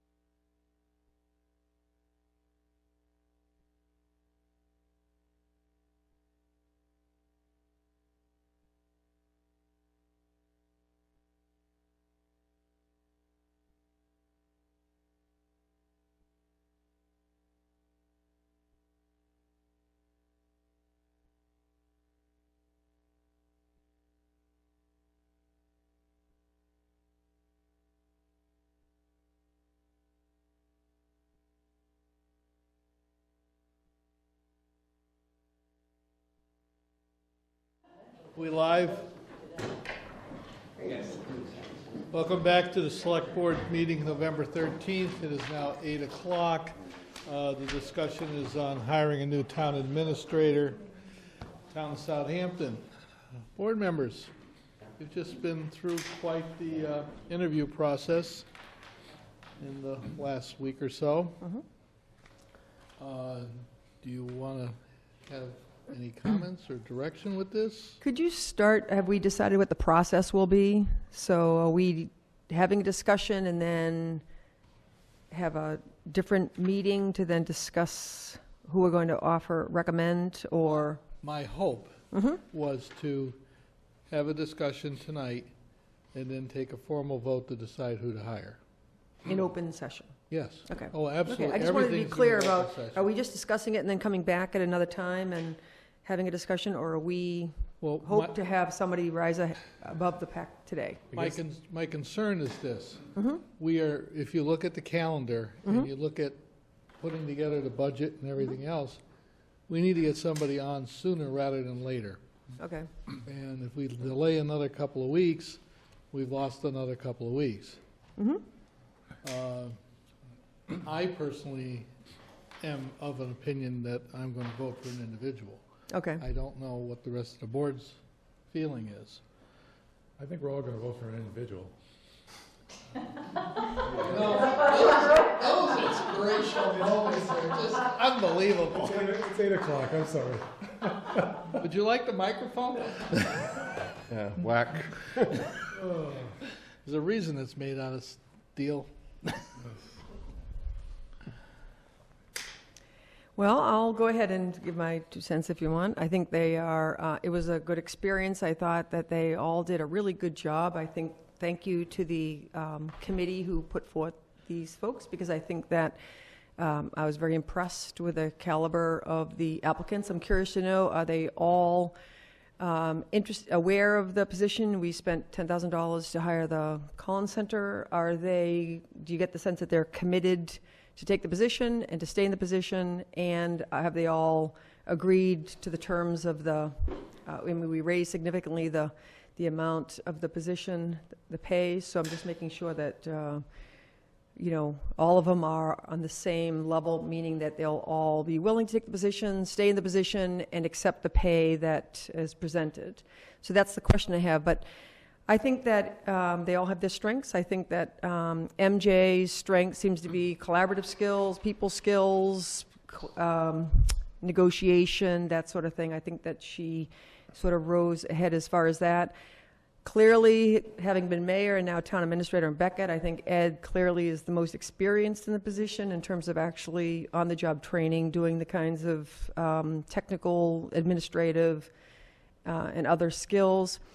I think that Robert comes across as extremely hardworking. He had experience running an apartment and in the private sector before that, and he also stepped into the role of interim town manager for a short period of time, but he seems someone who would be very eager, interested in doing a good job and working hard for the town. In terms of these questions from today, I kind of ranked 1 and 2, who I thought was the strongest in terms of answering the questions, and I think that Robert stood out as being a little bit ahead of the others in terms of his answers to the question tonight. That wasn't the case that I felt the other night, but tonight I just felt like he came across stronger in my mind answering the questions. So I'm going to listen to people's comments. I'm not going to vote on a candidate. I just wanted to give you my feedback first. Okay, so let's do that. I think with MJ, you're absolutely right. One question though. Vicki, you were the chair of the committee, right? Could you maybe come up here? Because I think one of the questions that you had that she'd be able to answer, were they all in tune with the benefits, the salary, and that whole package, and were they all agreeable, or is that something that we still need to explore with them? The only discussion that came up during our interview process was being able to want to stay here for 5+ years, ending their career here, changing their career. This wasn't a stepping stone for them in particular. It wasn't something where, I'm going to stay here for one contract and move someplace else. But in terms of salaries and benefits, we didn't have that discussion with them. I mean, obviously there's You know, there was discussion, like I said, with the time frame and staying here. You know, we didn't expect someone to stay here for 20 years. If they wanted to, great, but they knew that, you know, it wasn't going to be a three-year and out. The salary never came up in any of those conversations. It was published out in. I mean, there is a significant increase from what it was previously in the budget. So, you know, that would be something that you guys would have to kind of negotiate with them. We advertised it, I'm pretty sure, with the job description too. We did. Committee members are saying yes. Yeah, there was a salary figure in there now. Currently, They know where we are. Just Yeah. that I've hired people in the past, and all of a sudden, their salary expectations and what we have is completely different. But it Yeah. sounds like Right. they're in sync. I would believe so. I didn't get the impression that they were expecting to get paid, you know, $200,000 to take this position, so. Okay. Now, on the other hand, I have more questions for you. okay. Okay, so I guess I'm going along the same lines as Rini does. MJ was very collaborative, I think very willing to work with people, nice, friendly personality, so she had a lot of great traits there. Ed, in my mind at least, far above the others with background, the technical background, the budgets, the HR, the union negotiations. Bob, again, what Rini said is, last interview, I was a little concerned about the presentation, but he really stepped up today. And what I liked about Bob today is, looking at his resume, he's a process person. He can go in and reorganize and manage, like the DPW we had here. He had a contract for net metering. So I think his engineering background would be fantastic for the process. That said, I'm not giving my opinion on a vote yet either till I hear everybody. Well, as long as he can go for you. Sure. MJ, nice person, and I'm going to be very short. I think there's a major learning curve with her. Ed, I think he's the most well-rounded of the group. I see him as someone that can hit the ground running, is going to understand what's going on, especially given the fact that he's not only done the city stuff, but he's done the small town stuff. I think that's what we need here. One of the biggest issues going on in town right now is we have an awful lot of moving parts that are running through this select board and the town administrator. And we need someone that can take a job and corral that. Bob, I love the way he analyzes, lays out, and plots how he's going to approach something. And I think that's great to have, but I'm concerned about him having enough time to do that with all the moving parts that are happening in town. Jim? Well, the committee did a great job. You gave us a difficult choice.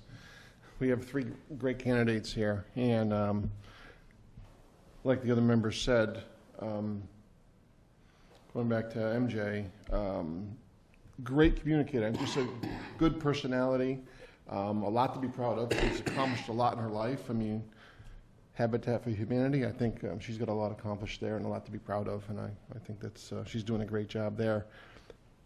Maybe not the experience of a TA, but who knows how quick she get up to speed. You know, I'm not sure how long.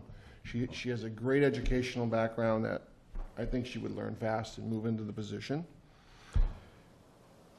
Ed, I thought was the most knowledgeable by far. I think, obviously, he's been a mayor and town administrator. So I think he would hit the ground running. He would be a seamless transition from Bob, which we'll miss a lot. And, you know, it's a tough thing to think about which one to put in a position. Then there's Robert. And Robert, I don't know, presented himself really well tonight. I thought he presented very nicely, answered the questions very nicely. I would still put Ed ahead of him, especially the question where we talked about not having the recap done with them coming into the position on the 15th. Yeah.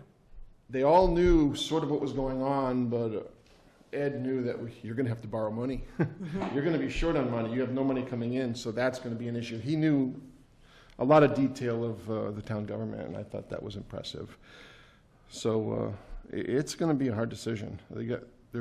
I think any one of them could be in this position and would be happy with them. But which one we pick, I don't know. So one of us got to go out on a limb here, right? I'll go out on a limb. I mean, I would entertain a I'm okay motion too, to offer Edward Gibson the position as TA. Yeah, I'm going to second it for the conversation. Yeah. Okay.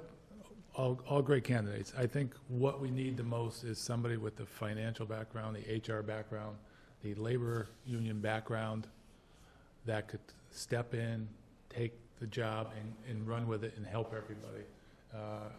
You know, and he's the one by far that can do that, in my opinion. Well, I think that when you look at qualifications and you look at we want to look at best fit also, but when you look strictly at qualifications, they all have a master's degree.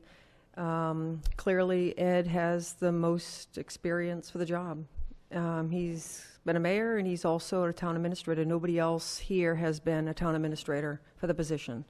And vying any other reason not to hire somebody who's the most qualified and has the educational background, I mean, it's unfortunate because they all have, they're all very, very strong candidates. Which one would be the best fit? I'm not sure that I'm the best person to answer that question. Some of the board members here might be better than I am at answering that particular question, but I think Ed appears to be the most qualified for the position as far as that goes.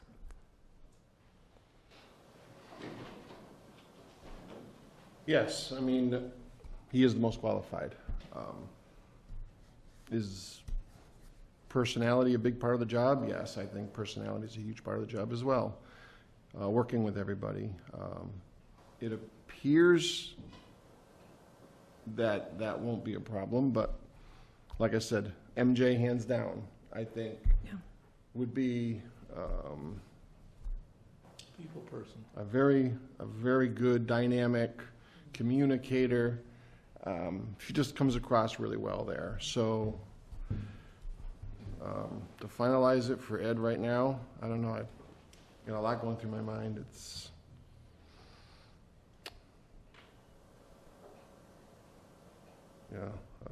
The way I look at it is we're a $16 million business, and we need somebody at the helm that knows the business, and that's where I'm coming from. And personality differences, a little here and there, I think that can be worked out. I don't think there's any bad ones. It's just more energy than others.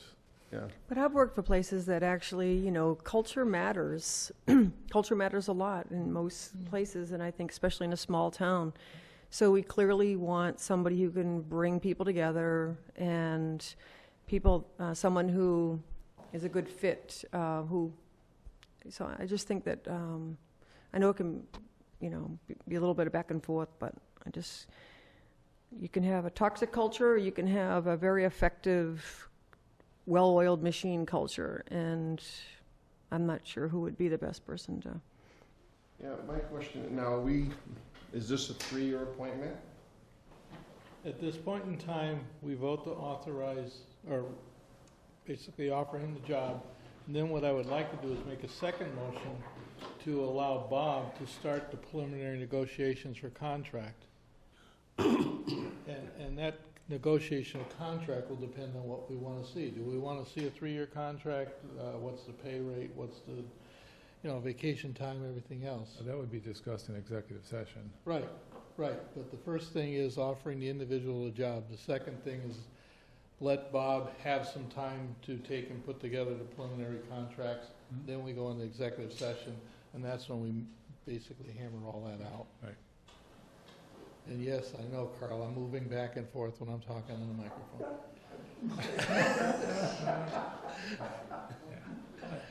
I don't think we can make a bad choice. It's just what's the best given the qualifications of the individuals.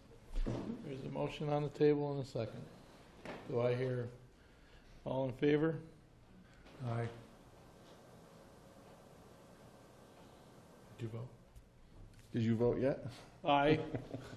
I usually wait till the end. I know.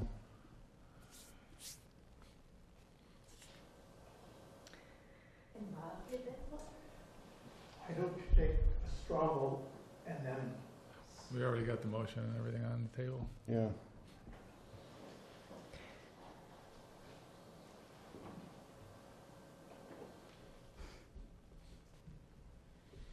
Hearing none. Hold on. Well, hang on a second, I just wanted to We're say, just thinking about this, Yeah. Charlie. I mean, Give 'em- yeah, it's a big decision, it's a yeah. big decision for the town, you know? and it's a big decision for a number of people in this room, too, so I just want to make sure that that's, you know, that I know we're being thoughtful about it, but like I said to Kathy and Cindy there, you know, I always sometimes think I have to have, you know, I have to pick the right person, and sometimes more than one person could be the right person. That more than one person could actually do the job and do it well. So I remind myself about that. And I think we've said that all three of them could do the Yeah, job. Just, right. you gotta pick one based on what reasons you feel are most important. That's why we brought you four, because it was those, and it's too Yeah. bad one had backed out, but those four were the same, like, Yeah. you can't decide between these three, it was the same with us on the committee. Like, Mm-hmm. they all had their qualifications that were good, right? Yeah. You know, and how did you choose?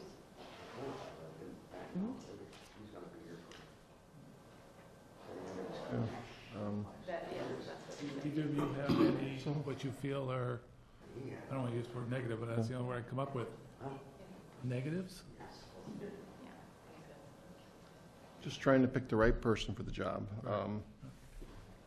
I guess I will say aye. Did you want to say something, or is that okay, or no? We can't during that. You can't do it in this, okay. We have 3 affirmative, Aye. 4 you turn, okay, so it's unanimous. Motion carries. Second motion. Does the board wish to instruct the interim town administrator to start the discussions for a draft contract to be presented to the select board? In executive session. Oh, yeah. Okay, yes. I'll make the motion. I'll second it.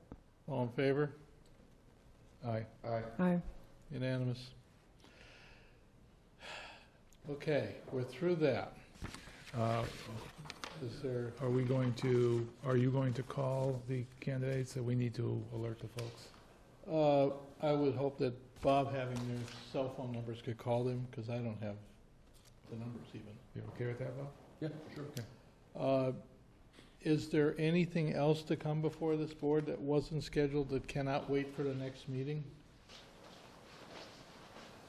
Then I will open this up for public, if anyone would like to address the board. I know we thanked the committee already, but thank you again. You gave us great candidates, which made it very difficult to select one. I don't need to give you a list of what you can and can't do, right? No. Sit down. Tammy Walunas, 298 College Highway. When you guys were discussing who you thought was the person Most qualified? most qualified, it seemed like you were leaning towards other people, and then it came down to, Charlie, you had made the Charlie? motion. Well, Charlie was asked to Yep, be in the hot seat, be in chair. right. That's what happened. So everybody is 100% happy. When you say we're leaning, you mean because we didn't want to vote as we went around? Yeah. I think we did that so we didn't influence the person after us. Okay. Because all of a sudden you get a cumulative, this one, the person down there is like, what good is my vote? I'm Right. done. Yeah, yeah. I just wanted to make sure that, you know, you don't feel like you were coerced into a vote. I don't And think then- this group okay. is ever coerced into anything. I just want to make sure. I mean, you saw there was some discussion and, Yeah. you know, a couple people. And I didn't get to see Thursdays how they presented or how they answered questions. It was just, I was going off of today's. You didn't see the film? No, it wasn't. Hasn't been It available. wasn't put out on the. This morning it was put up, I think. No, I checked Don't know. just before coming here again. Last Thursday's up? I found out early this morning that it was not posted on the website. I did make a call over to ECAT and to Kathy Lynch and say, get it posted. as of 4 o'clock, it still wasn't out there. So, Yeah. but I just want to make sure that everybody was, I'm comfortable with the decision. Gave it a lot of thought. We had 3 great candidates. The one who obviously was the most qualified, I believe, was Ed, because he has the experience. okay. I feel comfortable with that. Great. But I want to, it was a tough decision, because I think they all could have done a good job, but ultimately, I think Ed will hit the ground running, and I think he'll do a great job for us. Awesome. I feel the same way. I think that I could have made a case for either one of them, depending on this, that, or that. And I think when it came down to it, it came down to who was the most qualified for the position, and that's somebody who has actually been in the position, times 2. And I didn't feel like I could speak as well to best fit in the town or in this building, and deferred to others for that decision. So I'm comfortable with the decision. I think they were all great candidates. Yeah, I think Ed's going to be the best person to work with, the finance committee, the accountant, the treasurer. He's got that background, and he's going to be able to link in where the others would have to have a learning curve, and I don't know if we want a learning curve right now with everything going on. And see, by me asking this, I got all of you to speak truly about the person that you voted on. So I really appreciate that. So, A comment for you. yes. You've been trying to meet with me privately about town issues. Oh, yeah. After Thanksgiving, things should quiet up in my schedule, Awesome. so track me down. Okay. All right. Open time for the public for other things, or no? Well, I mean, unless it's something, Can you tell us what it is first? No. yeah, give us Duh. give us a hint. I believe Gallagher purchased a large amount of land over here, and it's no, it's not resident, it's industrial land. Did the town even think about going after that? Which line was it? It's gotta be the old Gorton piece, yeah. It's kind of landlocked, but there were like 4 houses in front of it that were for sale at one point in Got time. sold, yeah. We had discussions with the Gorton family about this, still came down to funding it, Yeah. and it's still the same issue. We only have X amount of money, and we're sort of trapped in this, yes, we could use this, yes, we need this, but where's the money coming from to do this? Yeah. Okay. It could have been potential for the town for, I did speak to the Gorton family Yeah. before they sold it to him. yeah. But again, it came You down got to. to buy a couple houses for, Yeah, you gotta to have get a in couple there. houses for access, and it's right on that kind of hill curve part too. And it But would've- industrial. it would've been. Could have put a school there, But, yeah, complex. You pay somebody a house and, Oh, that's what I mean. yeah. Keep buying But it. if they don't want to sell the house, then we have to take it by having a domain, and you're looking at 3 to 4 years of litigation. Plus, you got to convince the town that it's okay to take someone's home. You see, it's an uphill, major battle. Yeah. Yeah. And to be quite candid, we were also working on things like bridges and other stuff going on. Much more important things. Well, I mean, It's on the priority list. that's what I meant, that's what I meant about so many things going on. Yeah. And there's no meeting tomorrow, and there's no meeting on the 20th. The next thing is The meeting on the 20th has to do with. the 28th, 28th. okay. The 20th has to do, and yes, if anybody's listening, the Glendale Road project, the public meeting is the 20th at 6 o'clock here at this room, Town Hall. Thank you. There's nothing on the 21st? No? I have the 28th as the next one after that. 28th, nothing on the 21st. Well, with that, I have one question. you get to the microphone. Here, Wrong mic. wrong mic. Oh, Mike, give me that one. Carl Keener, County Road. Just a possible point of order. The motion that was made when you took the vote was made by the chair. Is that okay? Not customary, but it's part of it. Okay. In accordance with. I just didn't know if that I typically ask them to make a motion, but this time around, they wanted somebody to stick their neck out. If I you just, remember, I just didn't want something to come back and bite and say the decision was, yeah, point well taken. And I have just a comment on that. There are many town administrators who will not take a position if they don't have unanimity on the Board of Selectmen. So while they struggle to come up with a consensus choice, it gives the town a certain advantage now that, and certainly gives the candidate, the leading candidate, some reinforcement that he's got the support. Coming into the position would have the support unanimously of the board. So. no, I just didn't know, because a lot of times it's not proper for the chair to make the motion.